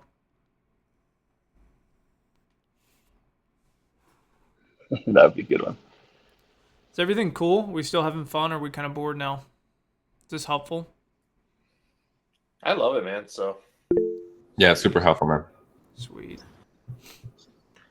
All right, so I mean, just a quick one. Was there an API error that was going around and assistant's not replying? Yep. Should be good now. Give her a run real quick. Yeah, it started working just now after you updated. I messaged you earlier. Okay. Yep, I noticed on there because I'm doing this fun stuff right here. And I'm going to transition the runs a little bit more robust so that, like, for example, you could see everything that's happening. So, like, if something like that happens, you know why and how and where and what. And I'm actually going to... I already knew there was an error coming up for retrieving. Mm-hmm. Perfect. So let's see. Notice you're keen on turbocharging. How about we chat? What's a fun superhero? Don't you love untrained OpenAI models? I mean, they just go everywhere. I don't know. What's somebody's favorite superhero? I don't really have one. Spider-Man. That was kind of the first one that came to my head too. Buzz Lightyear, is that one there? It's Buzz Lightyear, the superhero. And beyond. I want to say Buzz Lightyear. I just kind of want to. Buzz Light. How do you even spell that? Buzz Lightyear. That's funny. All right, while that replies, I'm grabbing caffeine.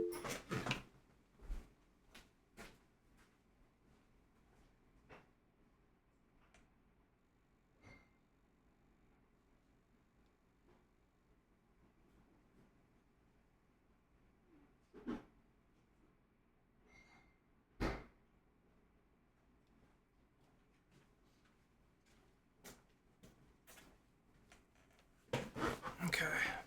Nice. By the way, I can't see your name here. Who am I chatting with? Awesome. Dubs. Yeah. So as a side note, I actually tested the voice API with OpenAI, and I'm getting the 429 too many requests error.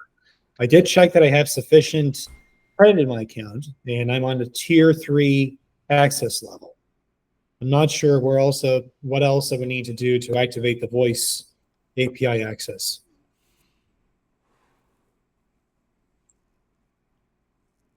I don't know if it's rate limiting you. I don't know. Check your rate limits on voice. I know they're extremely different. Like let's see, OpenAI rate limits. Actually, we'll just look at my account. Let me pull this over here real quick.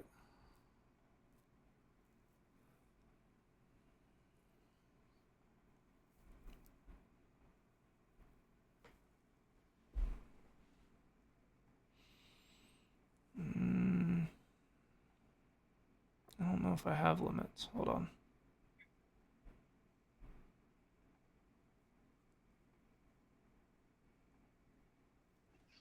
Jordan, do you do your website design in GoHighLevel?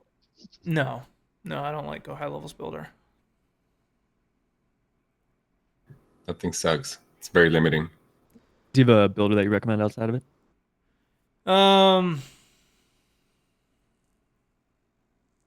Maybe like a no-code or low-code platform. It just depends on how crazy you want to get with it.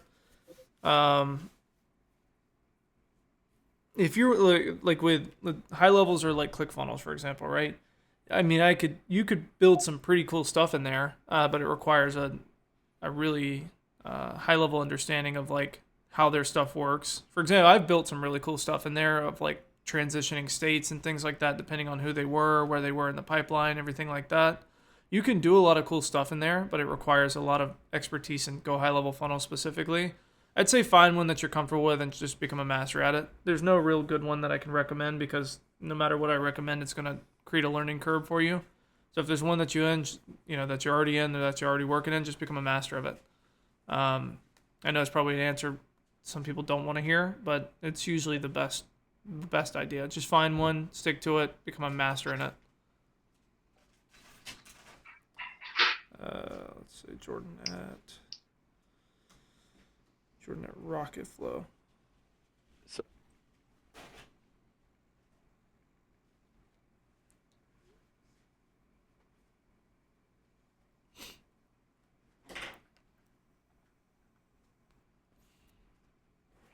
On another tangent, Jordan, if we have a bit of time today, can you maybe review how to integrate one of the assistants into a web chat for a website? 100%, yeah. All right, sweet. Thank you. We serve 15 countries. Can you share your phone number? Yeah, sure.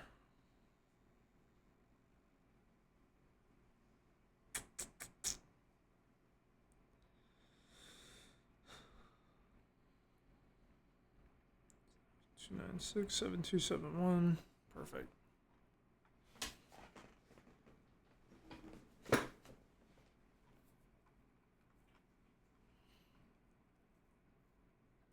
I don't even remember what this assistant does. New builder. Okay. Would you prefer for AI to give you a call or continue chatting here? I don't know. Call me. Why not?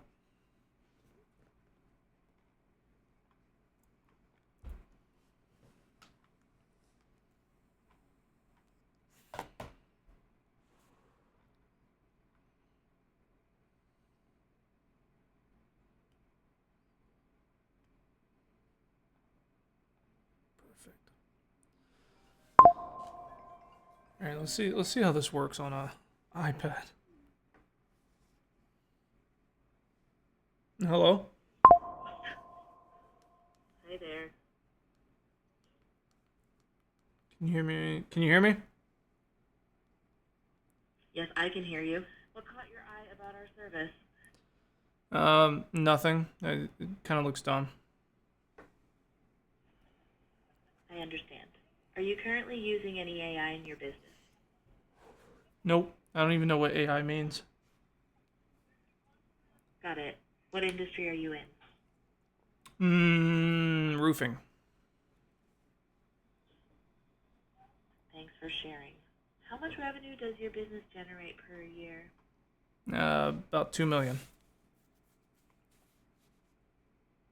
Okay, I'm done with that.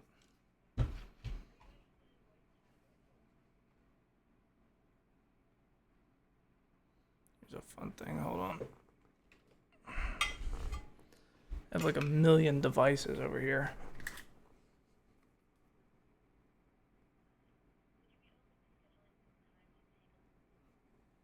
There you go. Now we're back.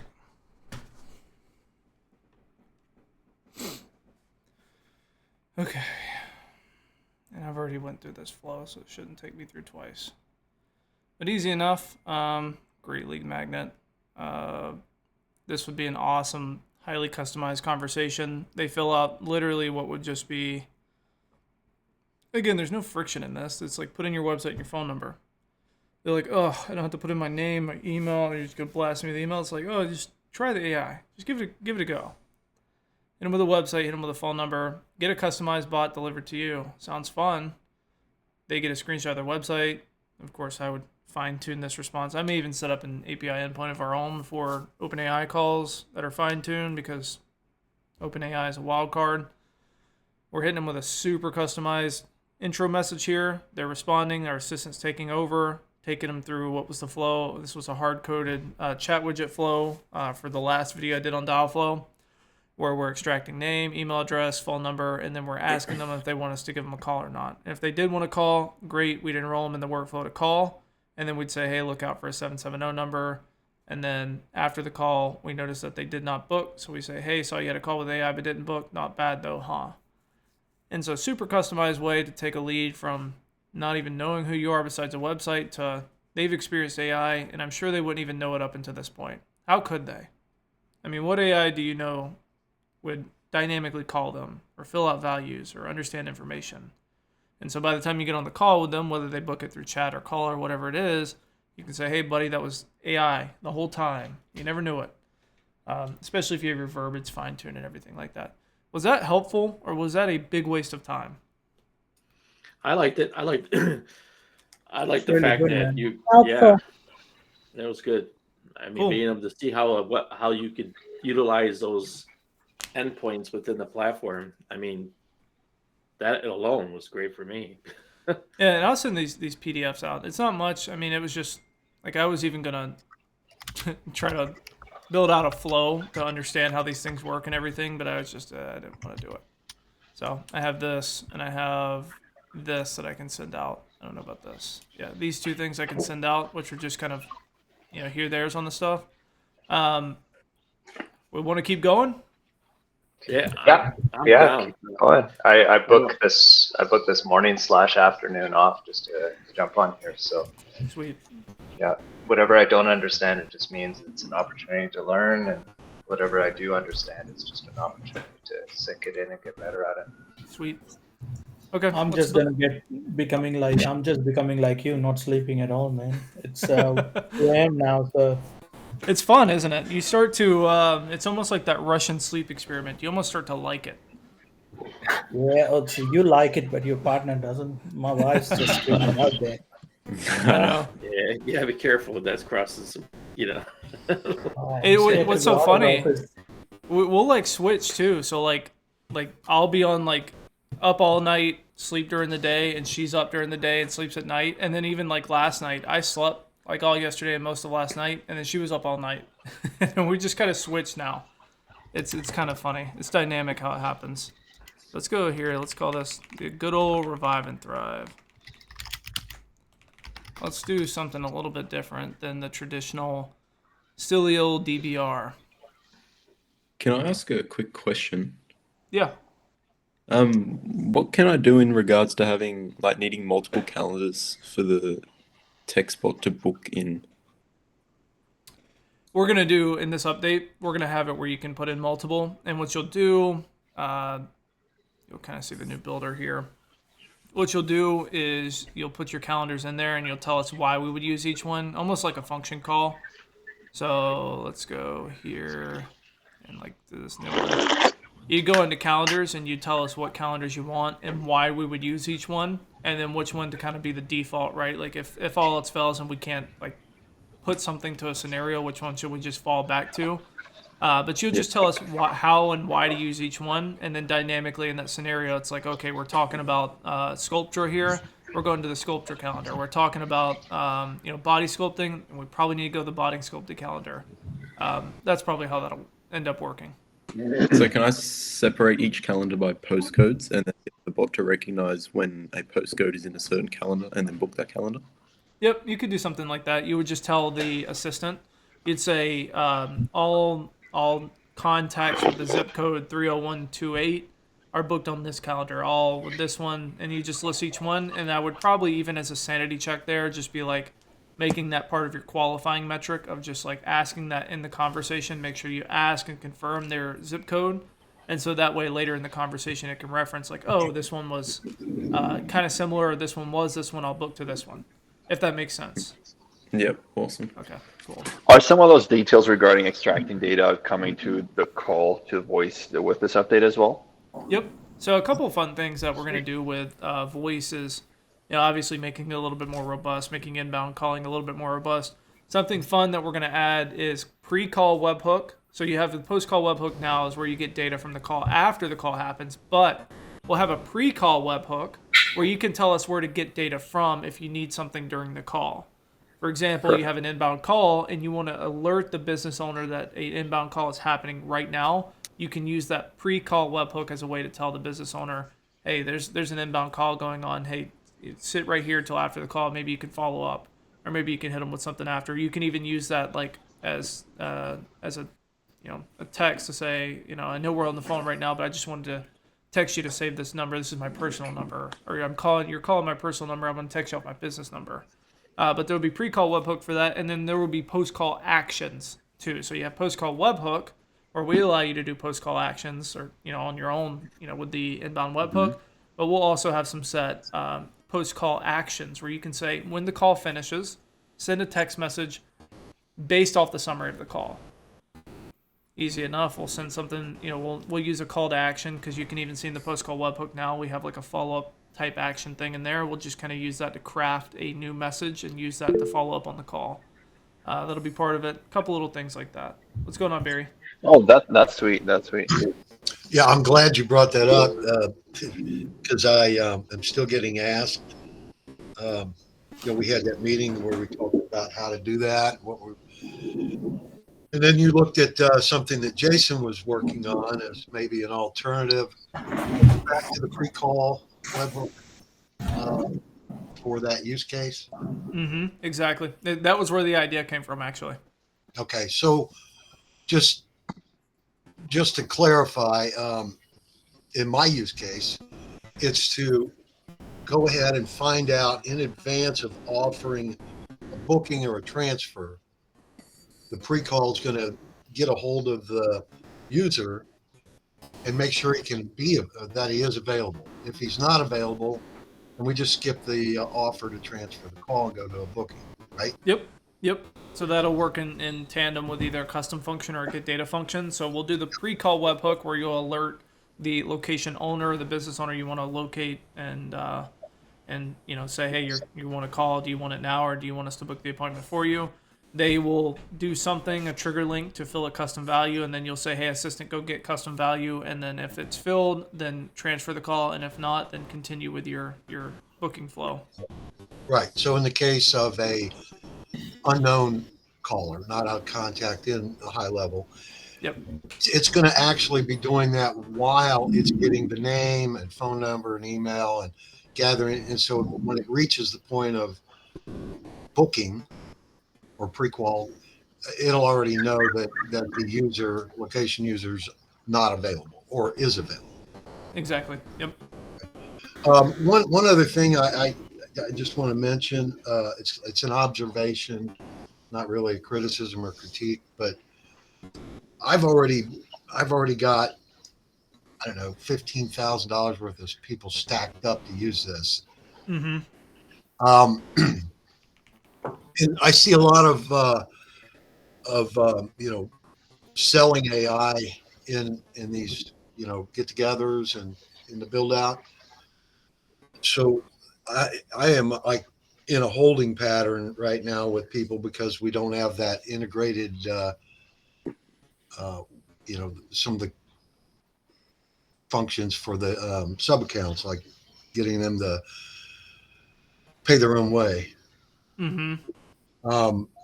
If do you have an anticipation of when I can let these people go and get off your nickel and my nickel? Like within a day or two. Now Okay. that's like a soft one. Like I'm, as you can tell, probably fine tuning what would be the end all be all of this, but I have it in there now, and that's what I'm actively testing. That's whole update that I've been working on for this week. That's what it includes. It includes rebilling. It includes all the fun stuff. Just making sure that when this was released, we don't have to go back and play around with it. So I'm doing a lot of testing on the front end, doing a lot of reworking on the front end, so we don't have to revisit it. But yeah, that's hopefully releasing, depending on how long we're out tomorrow, doing the stuff that we have to go do this weekend before Monday, hopefully, or Monday morning. So on the voice side, and I'm looking on my agency account under settings and plans, is the voice going to be a purely minute price plan, or is there going to be a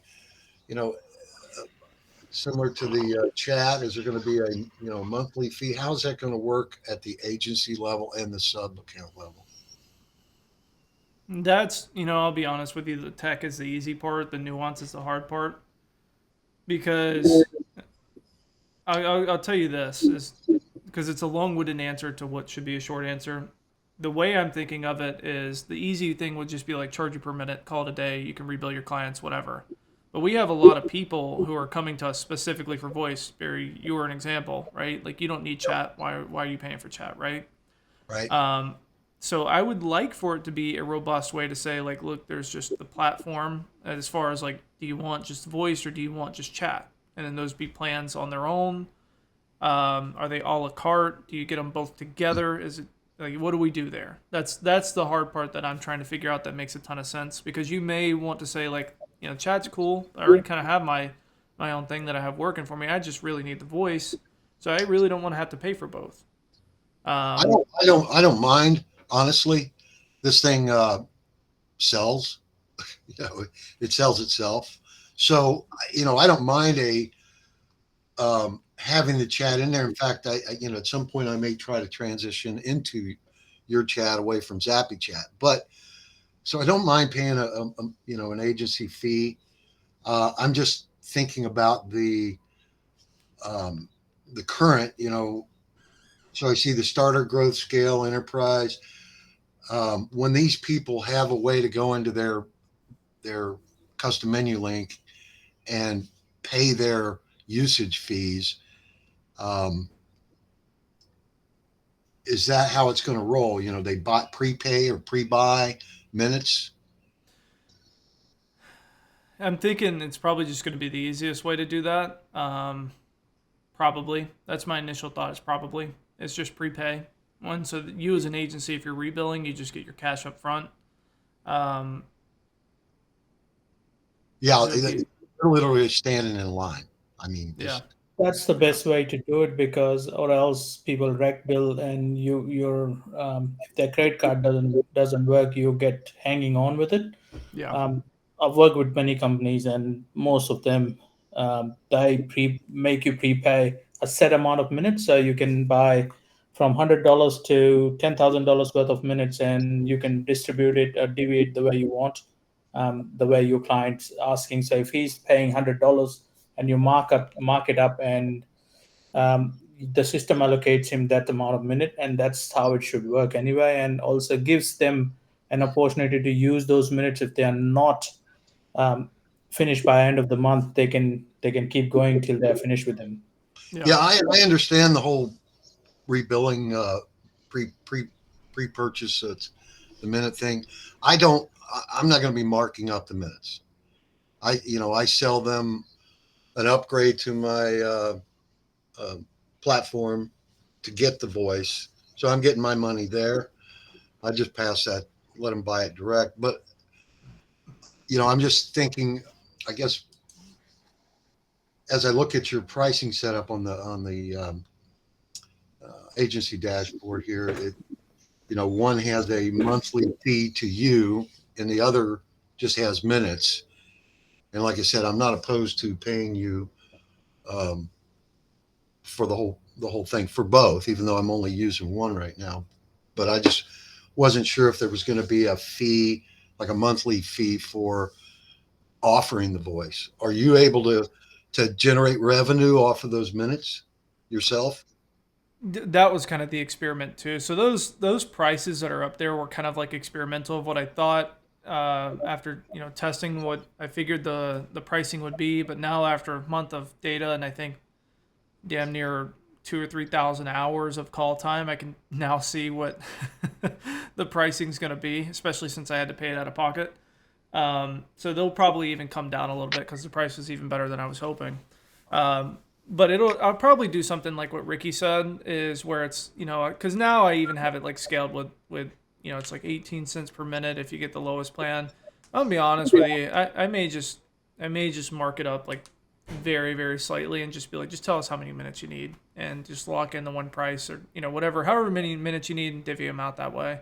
But it'll probably be like that. And especially if someone's going to use it specifically for voice, because again, that's just kind of the situation I'm planning for. Then they would just kind of prepay their minutes and go in there and use that. They wouldn't have access to chat if they just want to do voice. But if they pay the monthly fee, which would be quote unquote the platform fee, get everything and just pay for your minutes, and they get both. It's something like that. That's the nuance I'm starting to work out. And again, like the infrastructure's there. I'm just trying to make sure that everyone's accommodated in a meaningful way, that we're not going anywhere. They're not going anywhere. Your clients are happy. You're happy. And it's been a balancing act, to say the least. The technology is the easy part. The hard part is making sure everyone's happy. Yeah, my biggest concern. So we have in a week we're going to have a webinar with like 50 insurance agents, and as I've been holding back on the big offer, so to speak. Primarily because if you haven't nailed down your pricing, I hate to go back in and say, oops, I was wrong, to a bunch of people. So I'm getting paid because I'm billing them to add this on to their account. I'm just concerned that, I want to make sure you're getting paid so that this doesn't pop up and now an expense I didn't plan for in my whole pricing structure. I just want to make sure you're making money so that it doesn't change, I guess is the best way to put it. Yeah, and I'll tell you, we're doing quite fine. And even I'll tell you this, like even for paying the minutes this month, it was the prices I put on the website, and anytime I do something like this, I put it way higher than I even think it's going to be, just in case there is a scenario of like, oh, it was more expensive than I thought, then those prices still kind of make sense, and even lowering them still makes sense. But even after getting the like raw data of like raw call time this month, and even some people who queued up 5,000 calls and had a lot of fun with that, the cost per minute's way lower than I was hoping. So it's going to drop, if anything, significantly. And then go ahead. Go ahead. No, I want you to finish. I was going to say, give me 5 minutes. I'll be right back. But I'm going to let you finish, and then I'm going to quick break, come back. Well, I was just going to say that again, no insult to all the people that are selling it. I'm in a fortunate situation where people line up for me, or line them up for me. So I'm not really interested in, selling AI out there like the website you're building out. So I'm mostly interested in those coming soon stuff. So I just want to put that out that if all this stuff works, all the people that are wanting to sell this are going to end up in my chair at some point. Yeah. With a pack of people that want, they want to get started. Yep. Yep, that should be coming here at the beginning of the month. And hopefully we won't have an update for quite some time, and we can just work on the fun stuff. But I will be right back, and then see some hands raised, and we'll get them done. 1 second.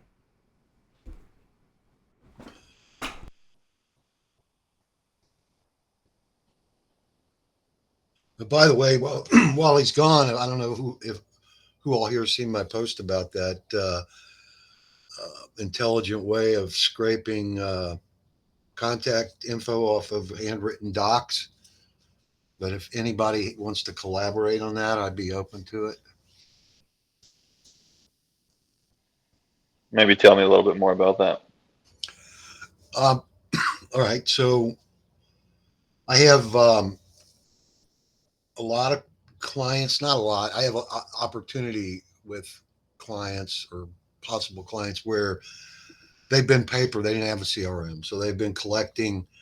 They use a handwritten form for their users, and they just fill these out, and they got stacks, thousands of them at one outfit. And then there's other ones that did the same thing. And I would like to be able to automate that process of, if you've seen the screenshot, document AI will do it.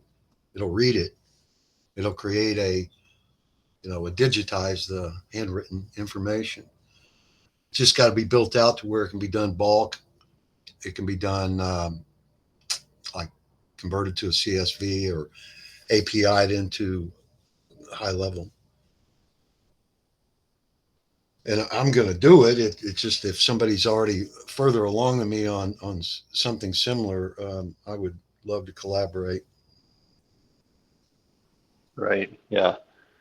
No, that sounds like a very good use case for sure. For me at this point, I don't have a lot that actually just a bit ago, I had one client that would have, he had like 5,000 records on his invoices. That would have been nice to import like that, but that's kind of come and gone, I guess. But yeah, it would be handwritten, obviously it needs to be duplicatable. It needs to be a form type thing. Can't be yellow notepads or post-it notes. Hey, Barry, you might want to check out the NanoNets API because they have that from image to CSV or image to whatever. So maybe you can work with that. What is it called? NanoNets. And I'm trying to look for your image right now so I can put it through it and maybe that will work. Oh, just give it a quick shot here. Here, I'll post it on the chat. It's nanonets.com. Nanonets.com. Yeah, I found it. Yeah. I'll look into that. So that seems like it could work maybe. Yeah, I've done a lot of work in the past in app scripts, and I know I can if it's a Google product, I know I can wrap different Google, like Gmail with Google Sheets and Docs with Google Sheets. I know I can wrap those together and with a with app scripts. If there's some kind of API out there that's kind of already set up, I would probably defer to that. I'll look into that. Nano nets. Thanks. Yeah, no problem.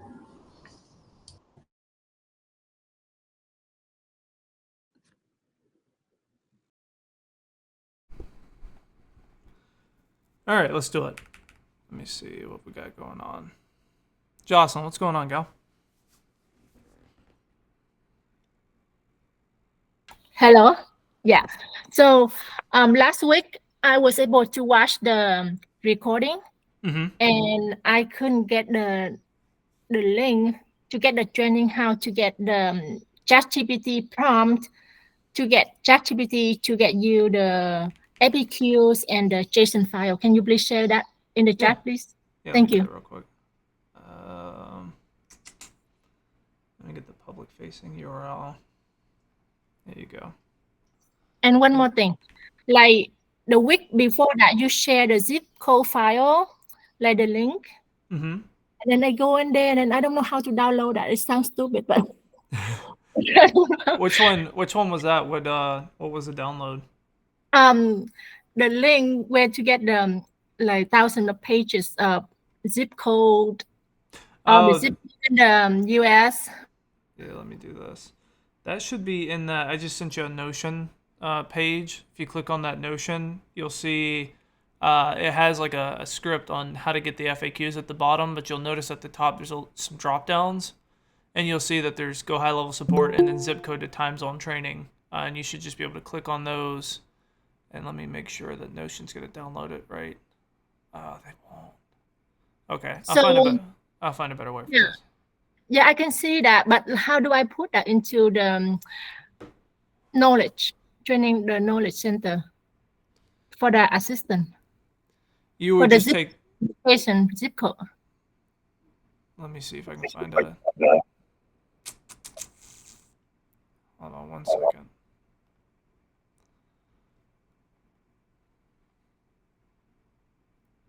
I'll send a raw file, but all you do is just take the file and put it in the knowledge base. Put it in the knowledge base, name it, and we'll vector store it for you. But Notion's not letting me download it. It's putting it in a web page. I'll get you a raw file for that.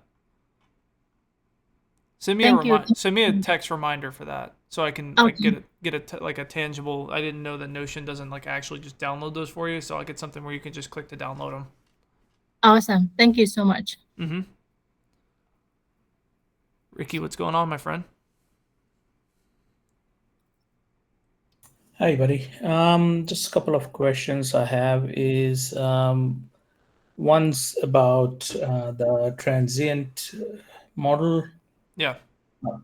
When we can see bookings into it, because I've got 3 or 4 clients which I can't offer them anything. They're pre-sold on it.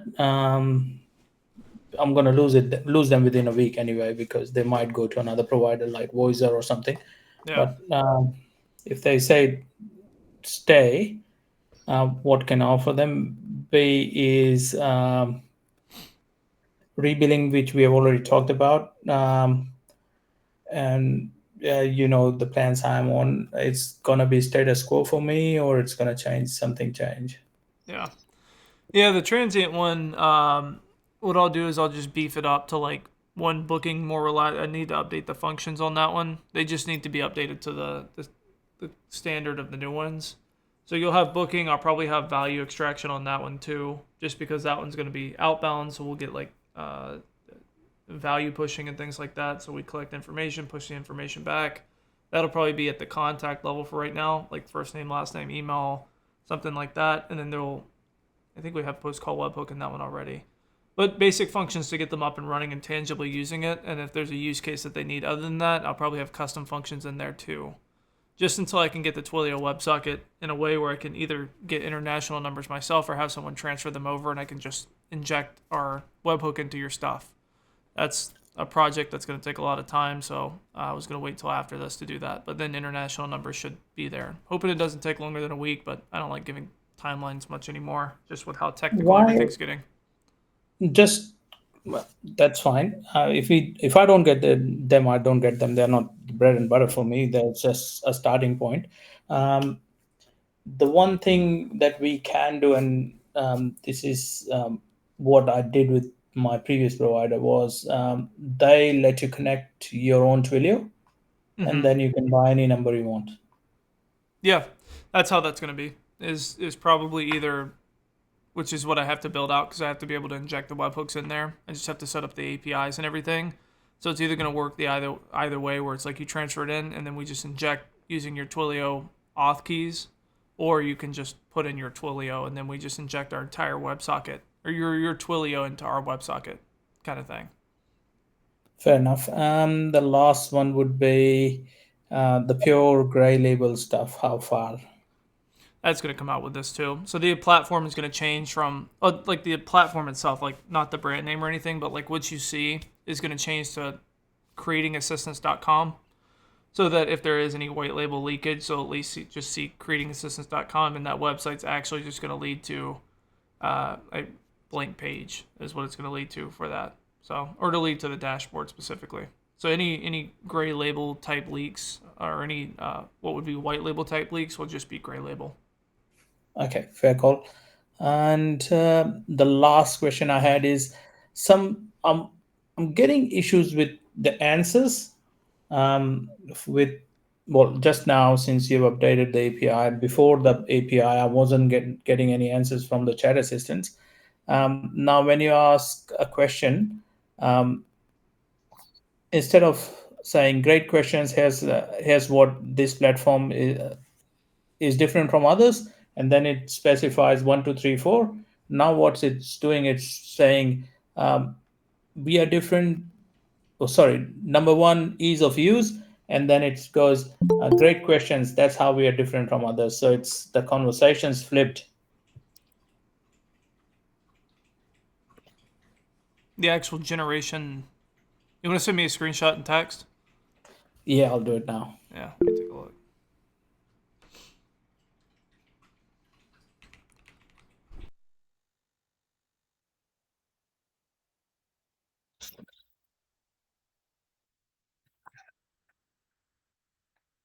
Jordan, can we delete the old workflows from the old bot? Yeah, I've been meaning to text you back. Yeah, you could delete those. You don't need those at all. Okay, great. Thank you. I'm so like I have so much to catch up on messaging because I've just been really head down in dev. Like I even told on the last call I had to get a second phone just to divvy out like personal like my grandmother texting me versus like 300 or 400 missed text messages. And I need to get back to everybody, which I'll hopefully be able to get to do this weekend. But yes, I saw yours come through. You can get rid of those. There's no need for them. Oh, the order. What's your phone number, Jordan? What's up? What's your phone number, real quick? You can use this. This one will be the public cell phone. Can I message you through WhatsApp? Yep, it'll be that number. Thank you. Yep.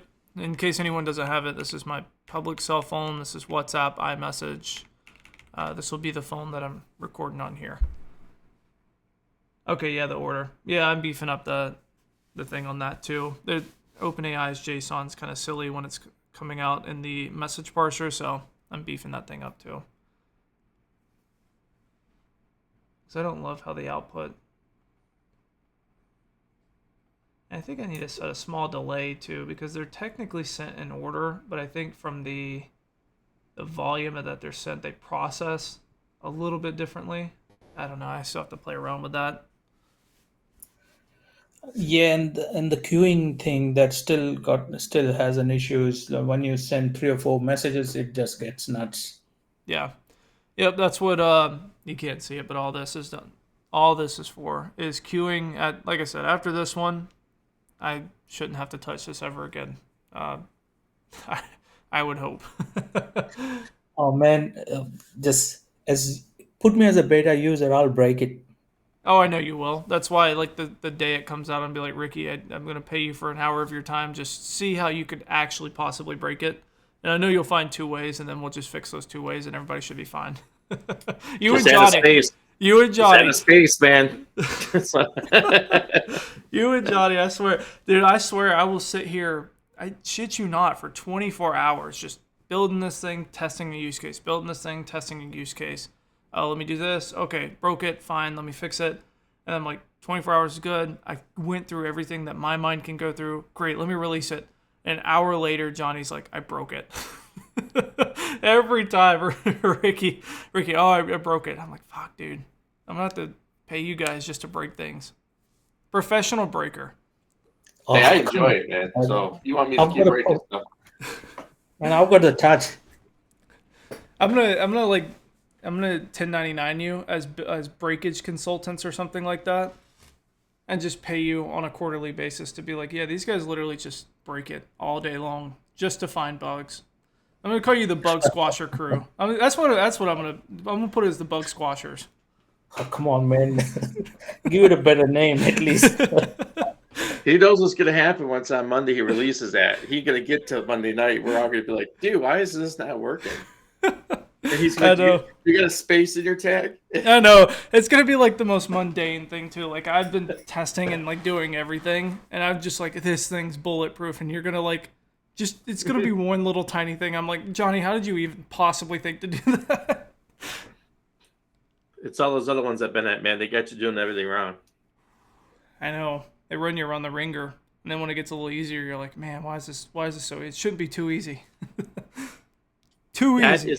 That is the coolest thing about all of it, is that coming back, it is easy, way easier.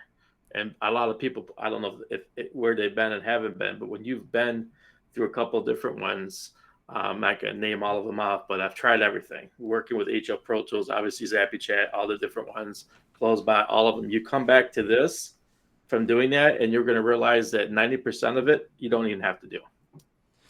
Oh, man, this is piece of cake. I'm going to hold my reservation till I get see the new builder.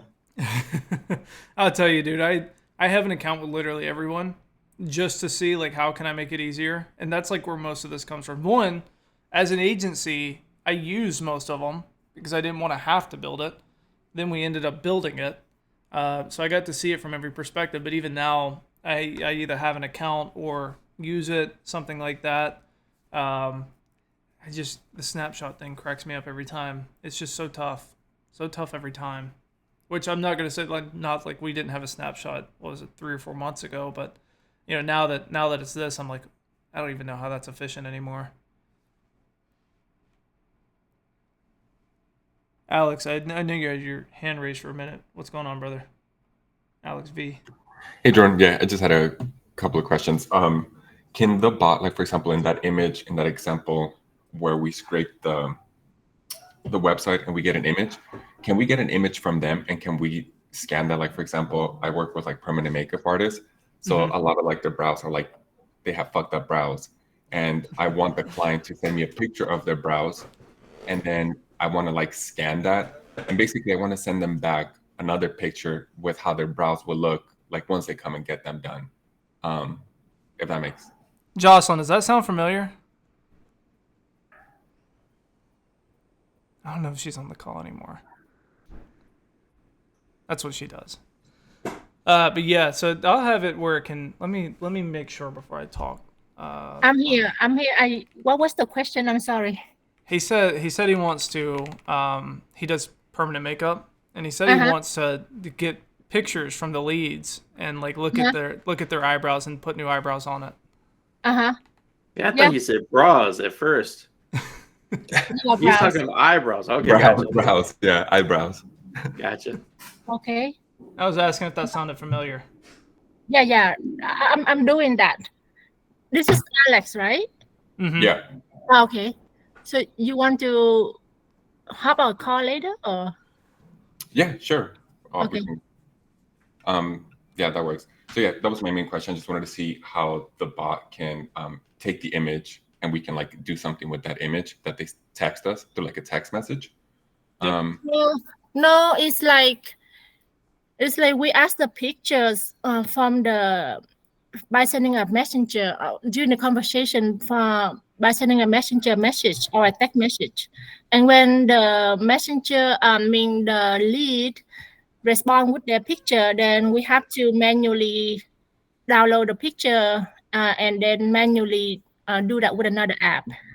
Okay, so instead of that, I want to do it like how can I send that image to my own API as an example?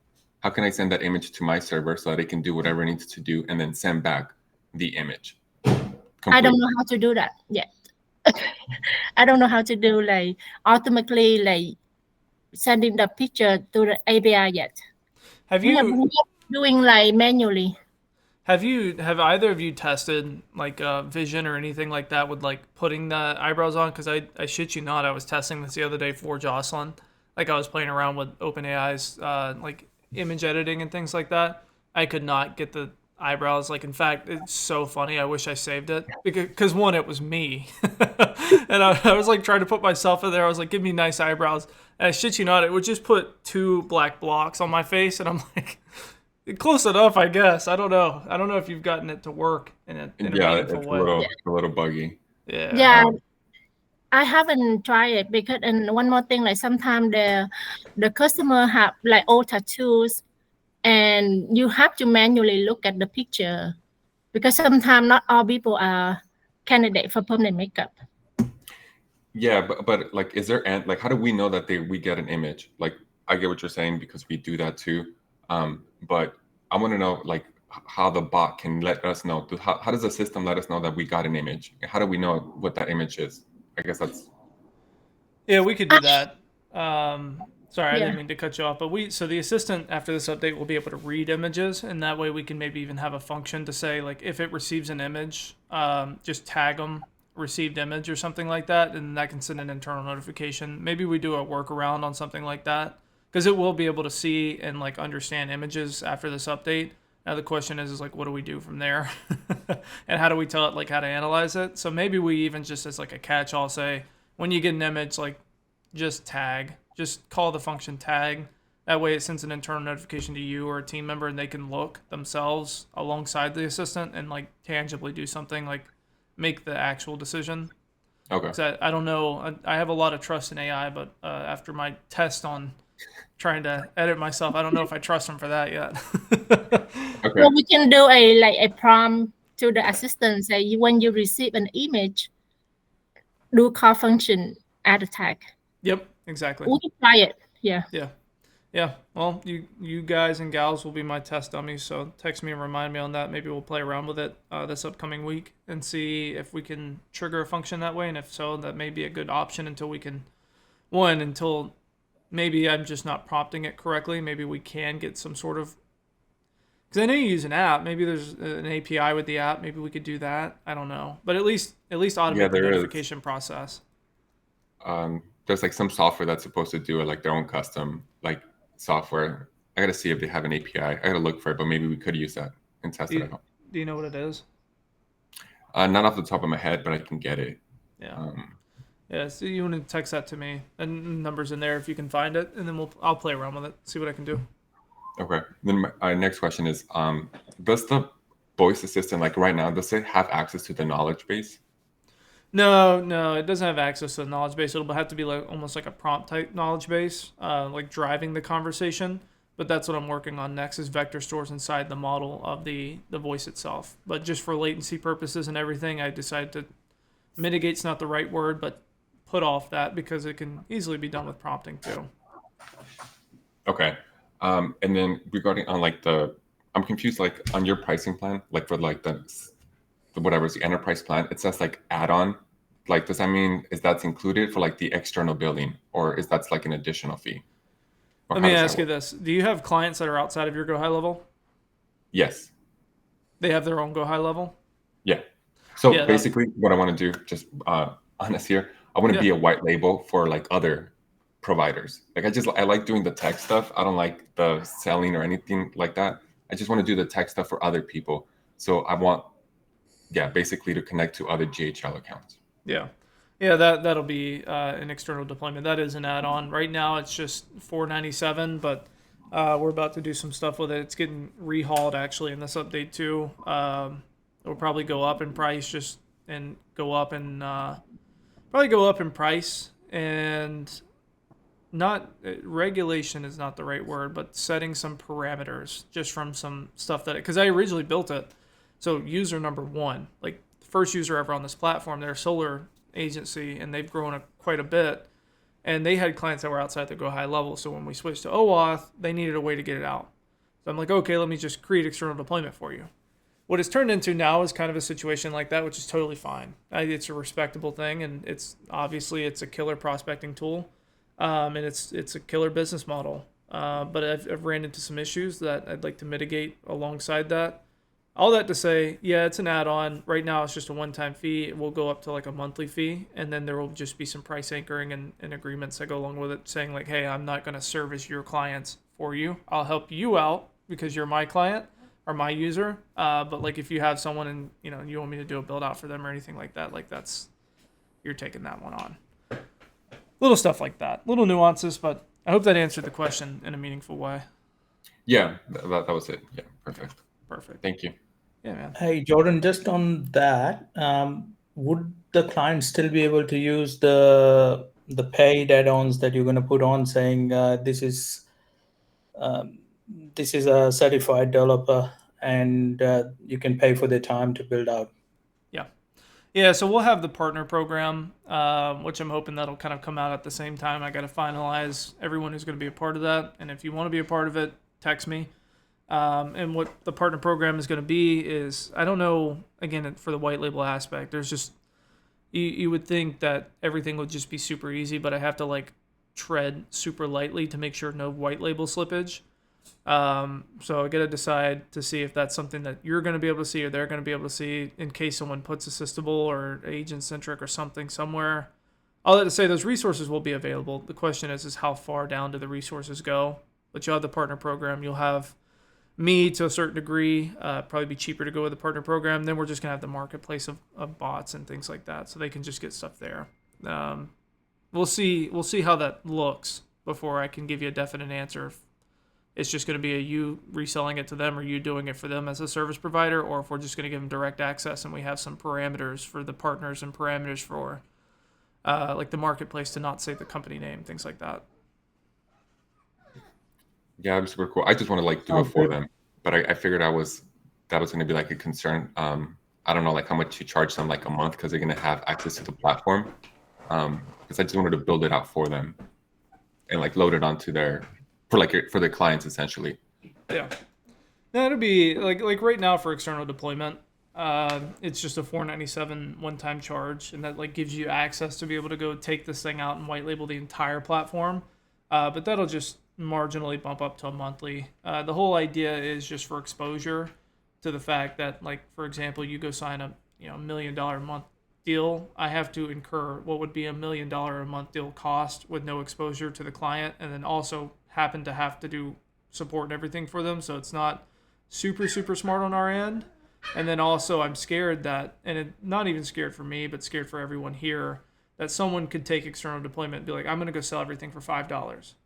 And then everyone here is fuck out of luck. And that's not fair to anyone on this call. And so I'd like to have some sort of like price floor anchoring to say, hey, don't, like how High Level does, how they're like, you can't sell High Level for like less than $97. I'd like to do a little work on that. All that to say is this whole idea is a little newer.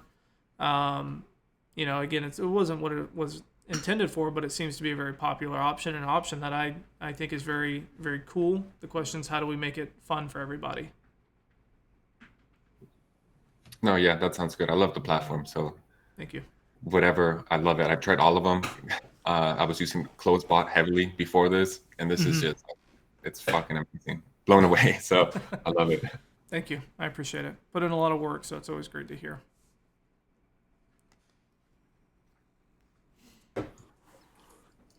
So price flooring, I completely agree with it, because it's you don't want people to downgrade the whole value that we are providing. It's that needs to be there, because if somebody goes ahead and sells for $97, even if they are giving it 3 bots, that will be like killing. Like, whoa, Yeah. what are you doing? Yeah, that's I second motion that. Yeah, we don't. This is in my eyes, is way more valuable than everything that's out there. So I think that there should be some type of floor, some type of boundary that we all as people that are involved can't go below. I Yeah. totally agree. Yeah, that was the idea. And again, it wasn't, I'm not going to say it wasn't a concern, because it was always a concern, but it's one now more than ever because of the amount of users on the platform. I mean, we're at a point now where I never would have imagined. It's been awesome. But now these concerns are coming up. And again, it's more so for the safety and concern of everyone else of, this is what I would consider high ticket. Like, I even tell people in now, like, to be transparent, if someone's like, oh, cost, I'm like, go somewhere else. It's not that. It's a high ticket product. It's a high ticket product because it does high ticket things, and I want that continuity of branding. I want that continuity of product and service, the continuity of everyone. Again, even at the client, the end client, us, to have that prestige, that premium product feel, and the ability to reinvest into the premium product. Things that we invest into. So it's a decision that I needed to be made, I think, and I think it protects everybody in a meaningful way. The question is the logistics of it. That's what I'm trying to figure out now. Alex, buddy, I know you've been sitting there for a minute. What's going on, brother? Sorry to make you wait. Hey. So with regards to using the sequence you just built for cold outreach, if you were to cold outreach a bunch of contacts, what would be your best workflow for initiating the conversation? I mean, what's your preferred workflow? How cold?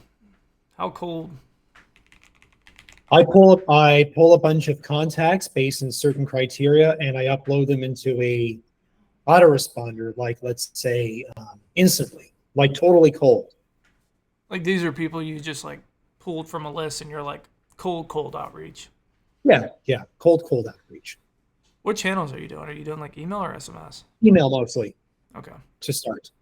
I'll be honest with you, email's never been my preferred method of cold outreach. But if I was going to do something like that, all I think is, I'm so anti-sales. It's funny, I've been a salesperson my whole life.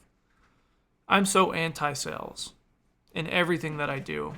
I would probably come at it with an approach, and let me know if this helps with answering the question, is my approach if I were to do a cold email list today, is I would have some sort of offer that is non-intrusive, so I'm bothering them.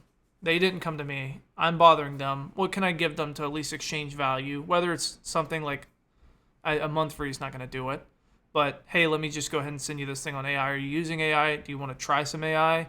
No obligation. I literally will never bother you again if you tell me no. Again, kind of give them that freedom of choice, because that kind of gets pulled away sometimes in sales, which causes friction. Yes. So I would give them a huge freedom of choice and be like, look, I'm just reaching out to you because I'm literally so excited about this. I'm so excited that I just literally could not reach out to you. If you want to try it, let me know. Here's how we did. I even brought you a PDF. If you don't want to use us, how you could do it yourself. But if you want to try our stuff, click this button. You can try it that way. Or if you're not interested in this at all, like you're just anti-tech, you're just going to be you're writing things down with a notepad and paper, let me know. I'll never bother you again. That's how I do cold outreach. Mine's completely different from other people, though. I don't like cold outreach for that fact, because I'd feel like I'm bothering somebody for a solution that they didn't ask for. But if I was, here's something for you. I'm bothering you. I'm going to give you something. And then also, if you don't want it, just let me know, because I'm not going to waste time on it. But if you do, here's an easy way to do it.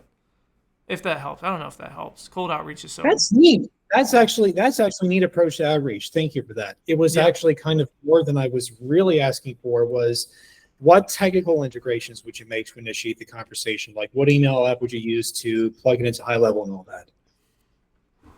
I use SendGrid, and I just use the direct API into GoHighLevel. Like, I use GoHighLevel for everything. Everything I use besides like our actual tech stack of the software itself. Anything I'm doing as far as client acquisition, outreach, anything like that is strictly done through GoHighLevel.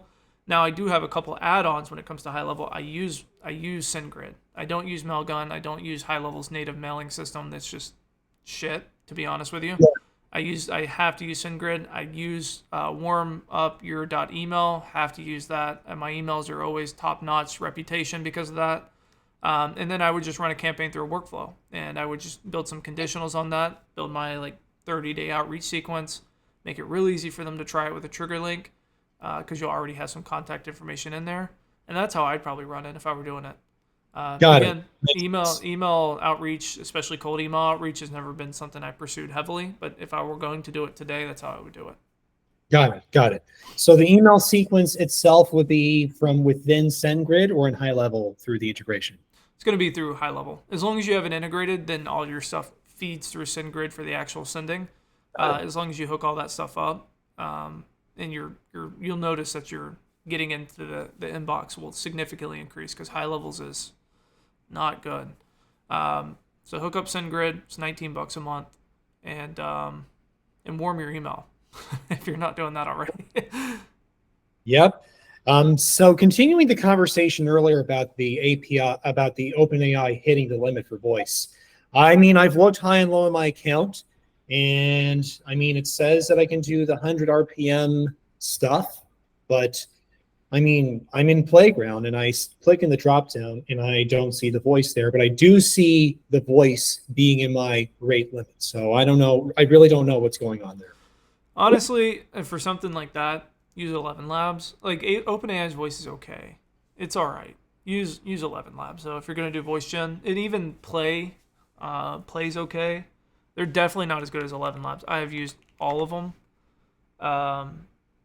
11 Labs is just gonna be the best, and you may get the correct file type back to be able to dynamically send it in the conversation too. That may make the most sense. Yeah. Yeah, that may be what I do. I don't know. Is that helpful? Yes, it is. Yes, it is. Perfect. Yeah. Hey, Jordan, really quick. Yeah. Oh, sorry. I just wanted to know that email warming service that you said. What was the website or that you use for email warming? I got you right here. So it's warm up your .email. That's the one I use. I've been using that for the longest time. Just some friends I made along the way, and they own Mailshake, which is a platform I used to use for cold emailing. Funny enough, and they bought this company, which was something else. I don't remember what it used to be called, but now it's warm up your email. It's like $29.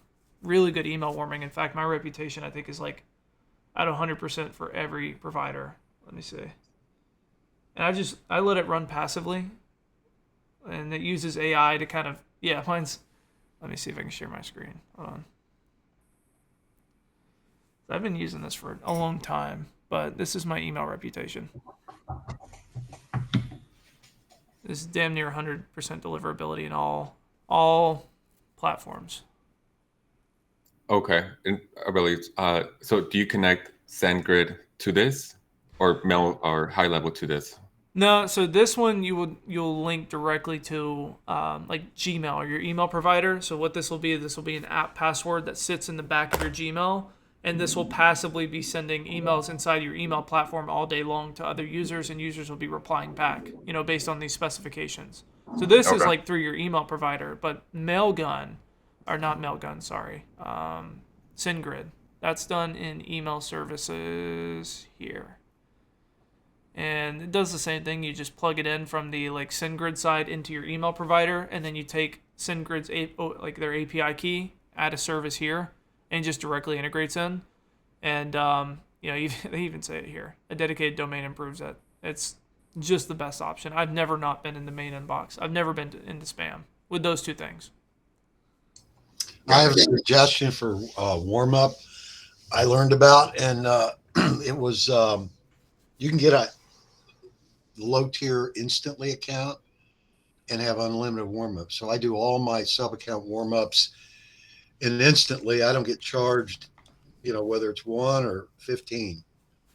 If you're warming up sub accounts, you can use instantly. Oh yeah, that's not a bad price either. Yeah. on the bottom, yeah, if you get the bottom tier, they don't restrict your warm-ups. So No, I don't even use instantly. I just use it for warm-up. I'm gonna send this in the chat too, because this is I mean, that's a good price. That's a really Nice. good price. Worth it. Cool. Jerry, what's going on, brother? Well, hello there. So how many people ran out to get lunch in the middle of the last 6 hours already?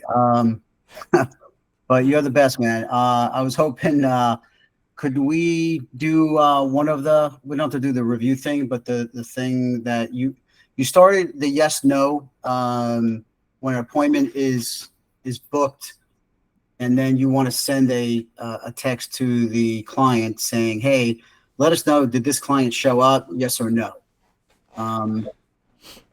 Inside the sub account, Jordan, the PAPS account, you had already created the yes, no. So I wanted to, if you had time now, if you wanted to do it. Yeah, let's do it. One last one. What's going on, my friend? We'll hit this one, then we'll get into some more building.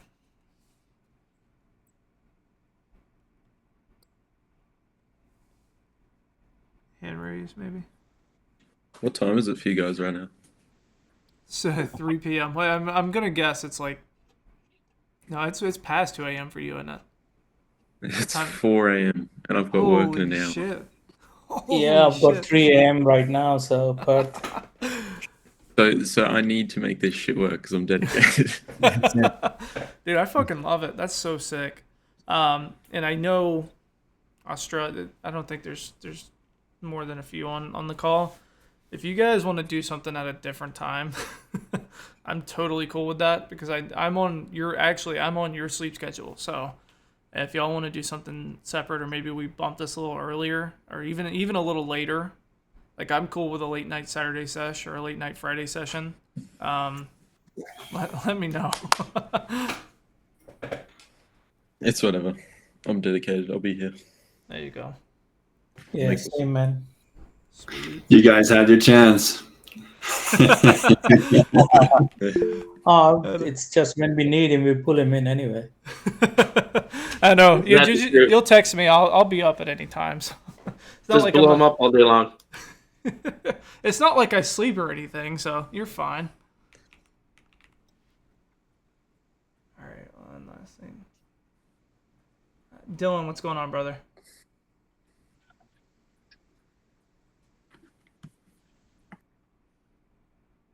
You got something or no? Hey, sorry, I was just on a call there. I wanted to see if we could go into that web chat if we have time. Yeah. Like to loop in the assistant with the web chat. Okay.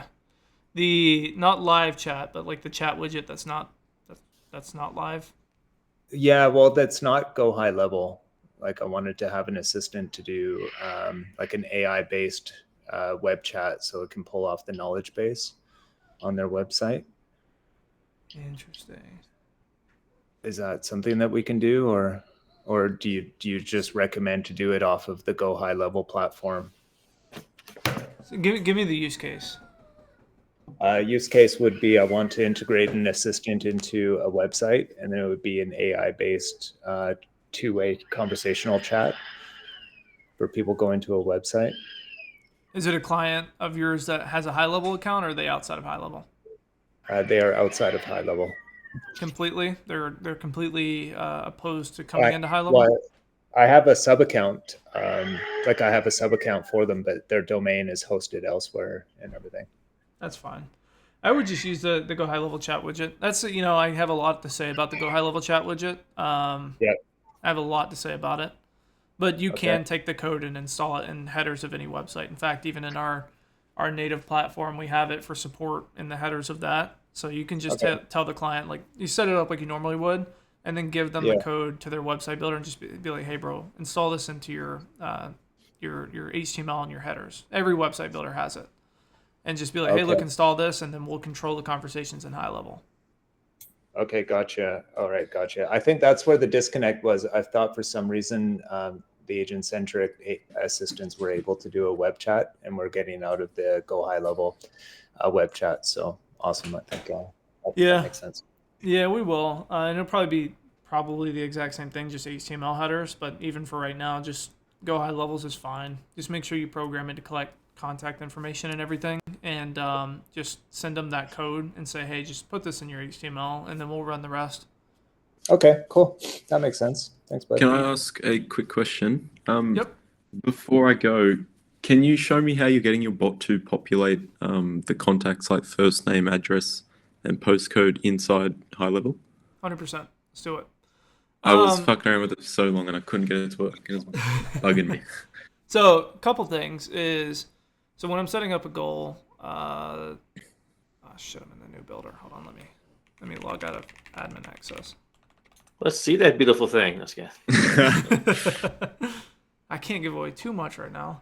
I do. I think it's so much easier, but I'm just gonna log out. All right. So now when I refresh the page, I shouldn't be an admin anymore. Hey Jordan, why are you doing this? This would kind of play within what I was looking for, showing an example of an extraction and a just a call, like something you wouldn't extract, but you would still want like a task or something like that. If it makes sense here, if not, it's fine. Yeah. Let's just create a new assistant. We'll run it raw. I know you don't have much time. It'll take like 15 minutes. So I'm going to run it raw with... actually, you know what? Yeah, you don't have long. Okay. All right. So under Flow Builder in your chat, right? So I have, let's go to this state right here. So I have a goal here.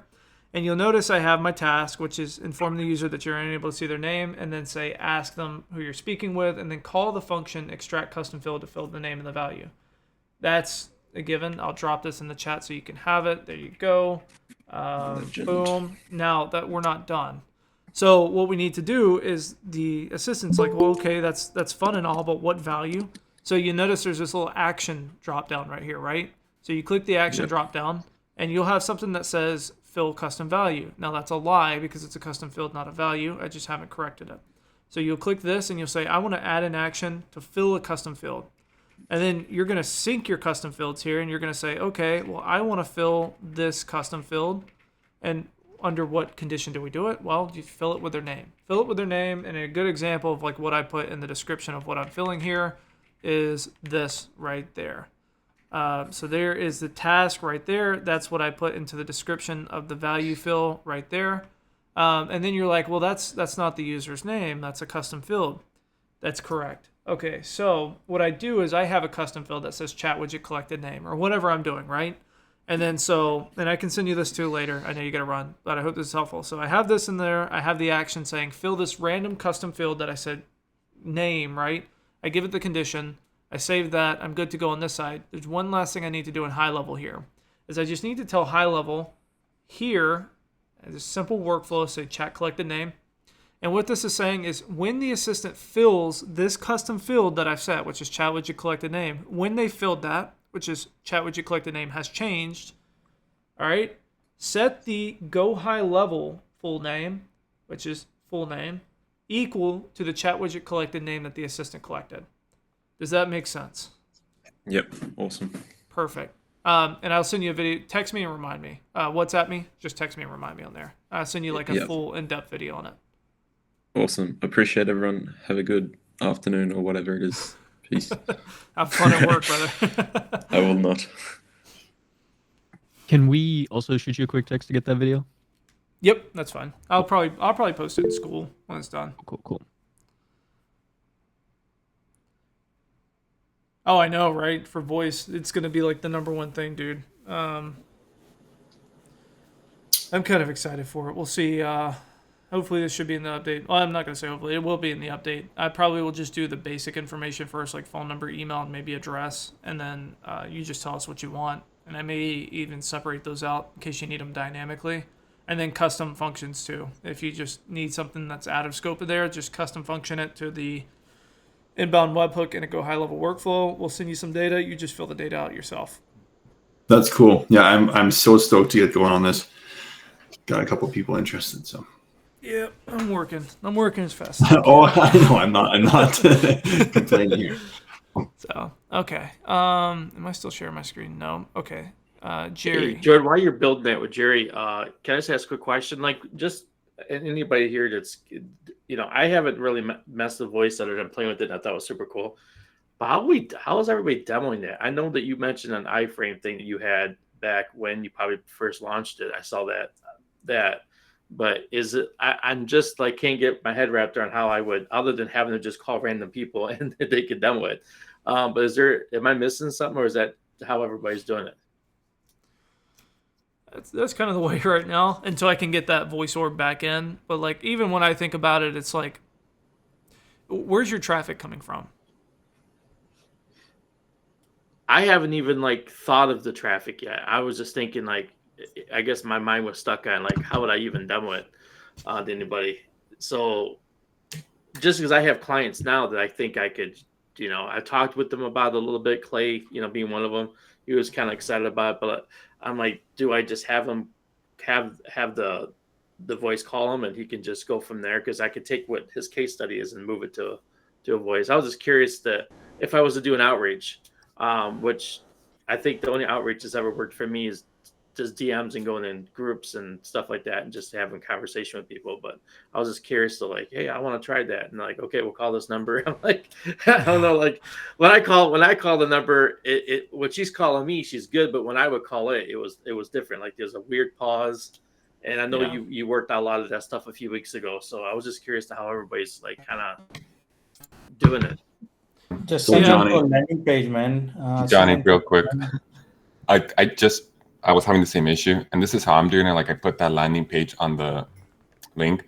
I figured like it's like a solar bot, and like I figured we would run ads like Facebook ads, and like after they complete the Facebook ad or the landing page, then the bot will call them and like try to book the appointment.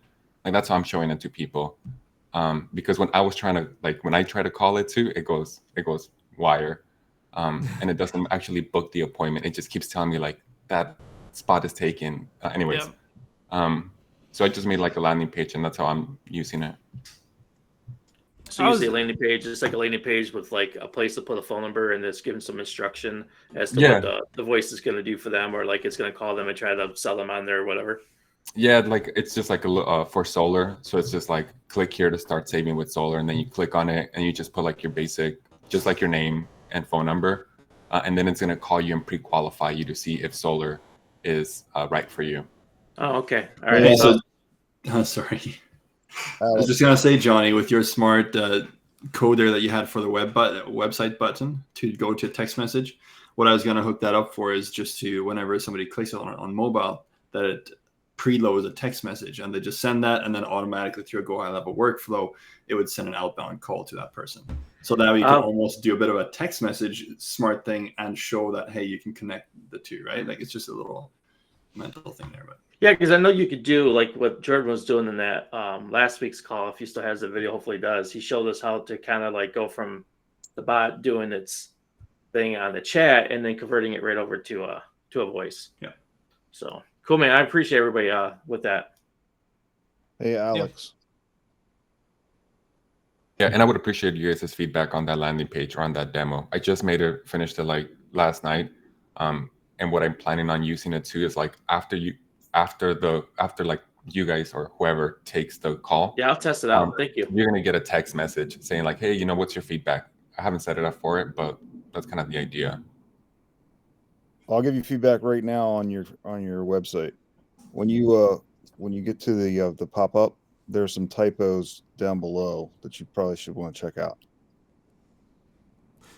Honestly, I like typos a lot because people point it out. And that gets people engaged. They're like, you had typos in your website. It's like, yeah, you had to message me to tell me that. I'm full of typos, baby. That's how I roll. Dude, I have this sequence, and I shit you not, it works because it's the funniest thing. So if you've ever booked an appointment with me, which I'm sure everyone in this call has, there's one message in the sequence that gets everyone, and I say, feel free to hop on my Zoom at googlemeet.com or whatever it is. And everyone's like, that's not a Zoom, that's a Google Meet. And I'm like, you're marked as shown because you actually paid attention. I think Alex was a closed botter, right? they have a button on there that you slide over, and it allows the bot to make typos. I don't know if you remember that or not, Alex. So whoever Yeah, was they do cool have about it, and I still have CloseBot. I still use it. Yeah. Oh, I still have it on it just because I had stuff in it. I'm moving over, but yeah, so that was one of the things that they brought out. I mean, it was kind of neat, I guess, but it randomly they didn't do it right. I think we had it to Jordan, didn't we? Yeah, but the whole problem is like the parsing of it, and it's just I don't know how much tangible difference does it make, and everything like that. I don't know. I'm playing It around with some doesn't. stuff. No, I don't think so either. Now there is some things like markdown and things we can knock out, but I mean, how many times have you like been like, oh, this is a real person just from punctuation? It's usually like the verbiage, and I think the verbiage is pretty spot on for not detecting if it's a bot. We're getting close. Yeah, I did a whole lot of formatting the way you taught me, and it's changed the whole language. Yeah. I Yep. made one which is really rude, just for fun. It's so funny how this thing will assume personalities too. Like if you tell it that it's Walter White, it will talk like Walter White. It's so fun. These assistants, the infrastructure of an assistant is made to assume personality, and so like the persona, if you just set it for like a cartoon character, you'll see responses that you would see from a TV show character or a cartoon character. It's so fun. It's so fun to test that stuff out. I wanted to do Deadpool, but then I thought I would get banned. I was fixing to say you might get your A2P might get flagged, buddy. I asked the AI to speak like Ryan Reynolds in a Mint Mobile commercial, and it did. Might be the safer way of doing it than just asking it to do Deadpool. Right. I think so too. Fair, man. Let's see. Okay. Jerry, let's knock this out, buddy. We're like 3 hours deep. I'm sure everyone on here is like, oh, why is this fucking guy still talking? Well, I thought you'd be done by now. Oh, I mean, it's just a dev day, and I'm taking a little time off tomorrow too. So I'm like, well, let's end the week out with a bang. Maybe we'll go get margaritas from how much I've stressed everybody out. So. All right, so if we're just going to do appointment booking, I'm just going to do a simple one. No need to get too fancy. It's funny because there's literally a recipe for it. It just needs to be fixed up a little bit. Holy shit. Okay, not this. Let's go recipe, and I think it's this one.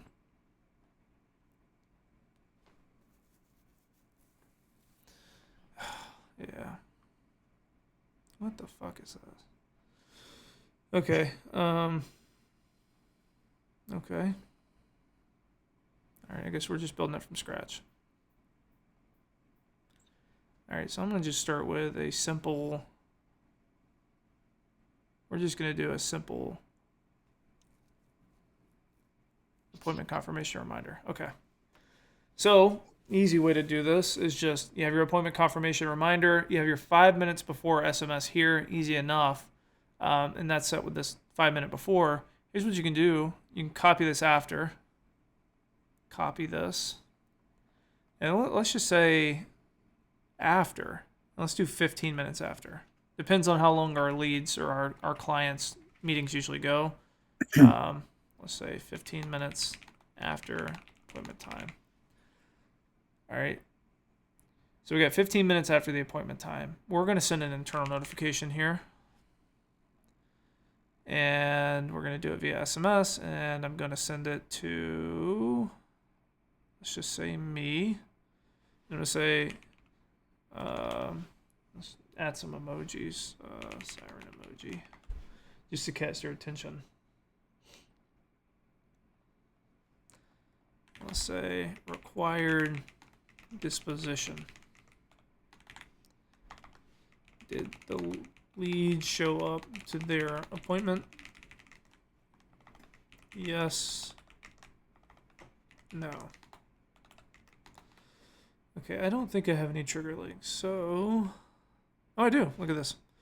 But that doesn't help you because you probably don't. So let's go and create some trigger links. That's going to be under sites, right? Marketing. Trigger links. For the show, And what- for the show, you just put a trigger link that so for your permanent meeting link as a permanent meeting link. As soon as they click it, you can mark it as showed. So you don't have to do this. And then for no show, after 15 minutes, if they don't click it, they just move it into no show. Sweet.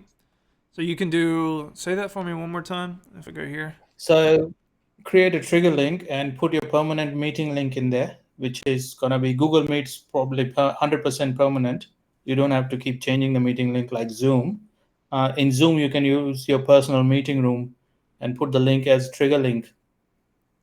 And as soon as they click on it, you can have a workflow saying if they click the trigger link, my Zoom meeting link, then move them to appointment attended. And after 15 minutes, check if did they click the trigger link. If they haven't, then move them to didn't attend the appointment.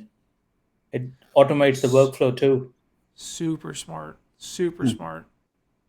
I like that a lot, actually. So send a customer-facing one saying, "Hey, here's a link for our meeting," and then if they click it, then great, we know they at least showed up, or they clicked to try to show up, and if they didn't click it, we know that they didn't show up, and then we can hit them with a campaign afterwards, right? Is that? Yeah. Okay. That's correct. And you can mark it as showed, no showed, and then you can have the campaign or whatever the automation triggers based on that. Perfect. And you can also move them into between the opportunities, showed, no showed, or whatever, rescheduled, however you want to do it. Love it. Love it.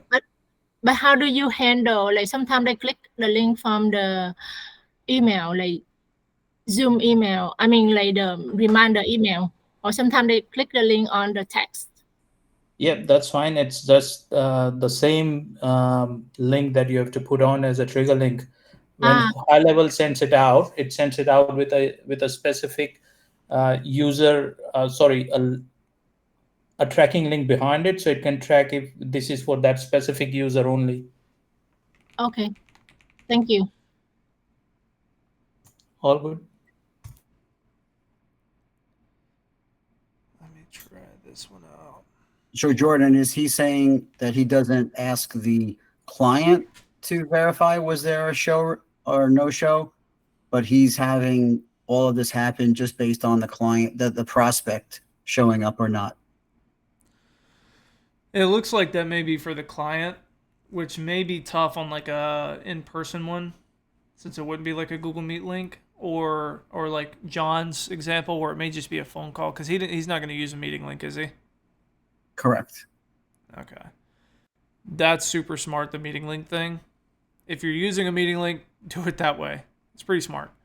But if you don't, if you're doing like in person or like that, for example, where you don't have a meeting link, it's like a call or something like that, I would probably send it to the user and then just have a trigger link for, like, for example, show and then no show. And so the client, I don't have a phone at the ready. This sends to the client and just say, did the last lead show up to their appointment? It sends the 2 trigger links. You can link these to a page or just put them out in the internet space where they get a 404 error.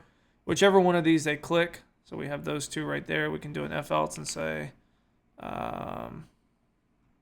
let's see, events, trigger link, click, please add a wait for, okay.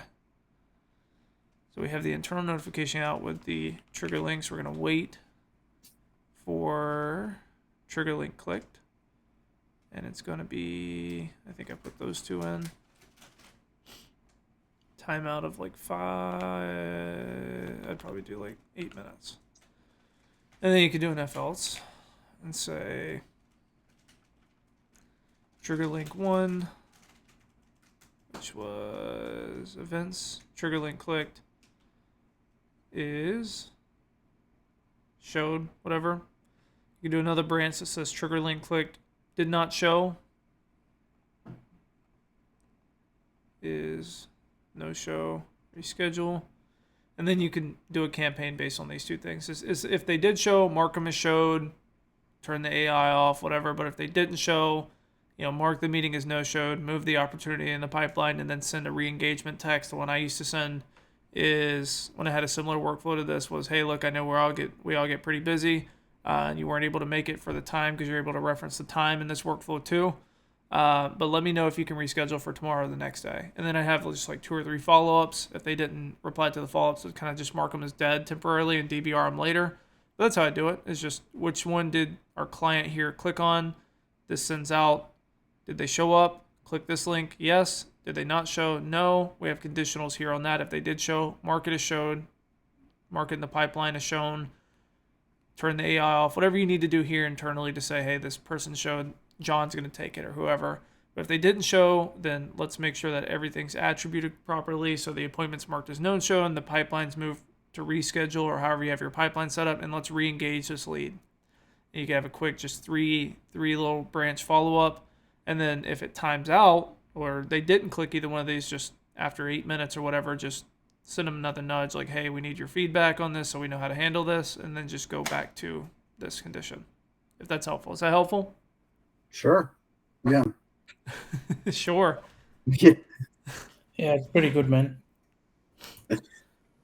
I hope it's helpful. The short. Let's see. I guess we'll just build it out because the short didn't make me feel too confident. Hey Ricky, thanks for mentioning that meeting link. That's pretty neat. Sweet. Yeah, it works really well. I'm pretty lazy, so I try to automate everything. That's good. Jordan, can you show us how to do it, mark as shown in the pipeline? Yeah. So let's do this. So I have let me just label everything properly. Wait for trigger link to be clicked, or timeout 8 min. And then, shit. And then internal notification, message to client, disposition. Okay, so we're sending this to our client that says, hey, we require a disposition. Did the lead show up? We have trigger link 1, 2 here, show or no show. Great, that's gonna wait right after that and say, wait until these get clicked, or a timeout. If they get clicked, then we have a if else here saying, well, they did show if they clicked the showed link, and they did not show if they clicked the no showed link. And so we have those two, and then we have a timeout here. So probably what I would do here is I'm just going to copy all these from here. If it expired after 8 minutes and they didn't re-click it, then I would do something to the effect of just looping it back up there. Again, this is just an example. I would say go to here, and then let's go to up here. Something like that. And you probably want to move this down here. But if it's no show, then okay. Make change. Let's see, it's appointment. Update appointment status. No show. So we're going to say no show appointment here. All right. And if we have a pipeline where we account for shows and no shows in the pipeline, we want to update the opportunity here. So let's say in AI pipeline, do we have no show? We're gonna mark it as reschedule. So we're gonna no show. We're gonna mark it as reschedule in our pipeline, and then we're gonna send an SMS to the user that didn't show up, and we're gonna say, hey, contact first name. I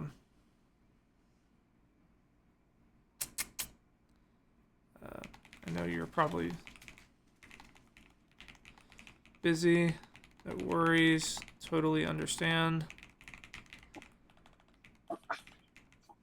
I know you're probably busy. We had a call at, you can go back here. You could do appointment start time.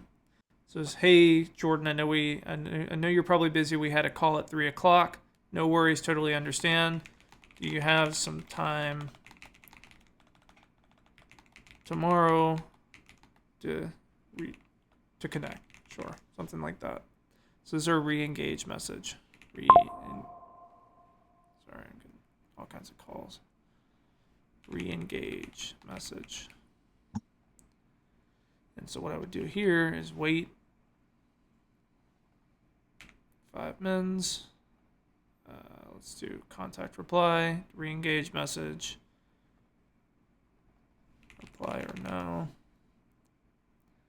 And then I would do an if else here that just says, did they reply? Yes.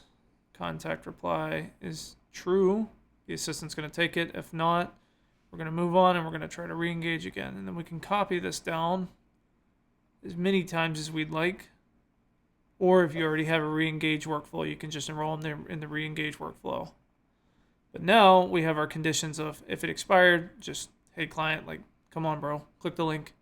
And if they did not show, they clicked and said they did not show, great, we have a little re-engage workflow here. And then if they did show, great, let's go ahead and update the appointment status to showed. Let's get our opportunity updated to, I don't know, booked, show. And then this is where you could probably, if this is where your engagement starts, you can go back and send something to Facebook. Conversion API. Boom, you have your conversion API and people who are showing. Easy enough. Whatever there, or even if they showed, you can say how much did they close for. You can do another internal notification here that said how much did they convert for. Take their reply, put it in here for the conversion API under value. That way you can get more data back to Facebook. And then we turn the AI off because now they are a customer.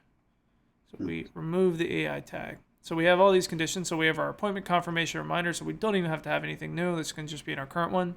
Appointment confirmation reminder going all the way down up until the appointment. 15 minutes after the appointment, we're going to message our client and say, hey client, I need a disposition. Did they show up or not? I gave you 15 minutes. You should be able to let me know after 15 minutes whether they're there or not. Then we're going to wait to see if these trigger links have been clicked, and then we'll have an expiration of 8, 10 minutes, whatever. And then we have a condition there and say, hey, did John say it was closed? Yeah, go that way. If he said it was reschedule or no show, we'll go that way. And if it expires, let's just, hey John, bro, come on, give me a disposition here, and then bring it back over. If they no show, mark it as no show, mark it in our pipeline as a reschedule, re-engage, start to hit them with a small follow-up. And if they did show, great, let's update our appointment status so we can track, attribute everything properly. Update our pipeline, send something back to Facebook if it's a Facebook lead, and then remove our AI because that's where we need to be. Is that helpful? Sure, man. Absolutely. It's amazing. Thank you so much. Yeah, I'm just glad we were recording this. But yeah, And I love it. the thing that is most helpful is like sending the information to Facebook. Yeah, Because if you give that information, it will find more people like that. Exactly. Yep. That's why I think a lot, and this is what I was talking about with like a lot of agencies, like they'll just hit this. They'll just stop there. Appointment confirmation, which is fine. But it's like if you're managing a client and you really want to kill it on ads, bro, you need to be tracking everything. Did they show up? How much did they pay? Did they pay the full amount? Did they get a discount amount? Ask the client, internal notification, hey, just send me back how much they paid. Take that, fill this value here, send it back to Facebook. Hey, they paid $500. Holy shit, that's a good lead. The offer was only $50. They must have upsold. Send that back to Facebook. You have great conversion API stuff here now. You're tracking all of your appointments so you can go back with your client at the end of the month. Hey, we had 30 appointments, 28 of them showed. How do you know that? Because I track everything. I can show you it by status. At what point do you put the value in? How is that obtained? Let's say, obviously it's from the client, but can that be automated, or that's a silly question, right? Something like this, internal notification, SMS. Actually, how would I do this? How did I used to do this? Shit. I'm trying to think. Hold on. There's a way to do this. I think it may be in one of the recipes. There's a couple ways you can do it. Easiest way is to probably have them fill the value. You could probably send them to a landing page with the contact ID, have them fill out a value, and then fill the custom value. Yep. That may be a good way to do it, and then use that custom field, not custom value, but custom field. Use the custom field to populate the Facebook conversion API, that may probably be the best way. Because if you send an internal reminder, if they reply, I don't think you get the reply from that. Let's see down here how they did it. Yeah, they wait for it to be inputted. Mark 1, yeah. So it looks like they have amount of purchase. That may be something you could do there too. Maybe a separate workflow. I'm trying to think. Maybe the best way probably the easiest way, without getting too fancy and without having to get APIs and send data here there, would just be like something to the effect of just go into the whatever you call it, the lead connector app for this, and just tell us how much they paid for. Right. And then wait 5-10 minutes, or at least until that custom value is filled. If not, remind them. And then once that's filled, that triggers a conversion API through Facebook, sends it back. Maybe you want to do it that way. Fantastic. Thanks, man. Hopefully that's helpful. We can even play around with the idea of that. So we can do something to the effect of internal notification. We'll send it to the same user. We'll say particular user. This guy's pretty cool. We'll say awesome that they showed. Remember to go into the dial flow app and input the conversion or their checkout amount, something like that.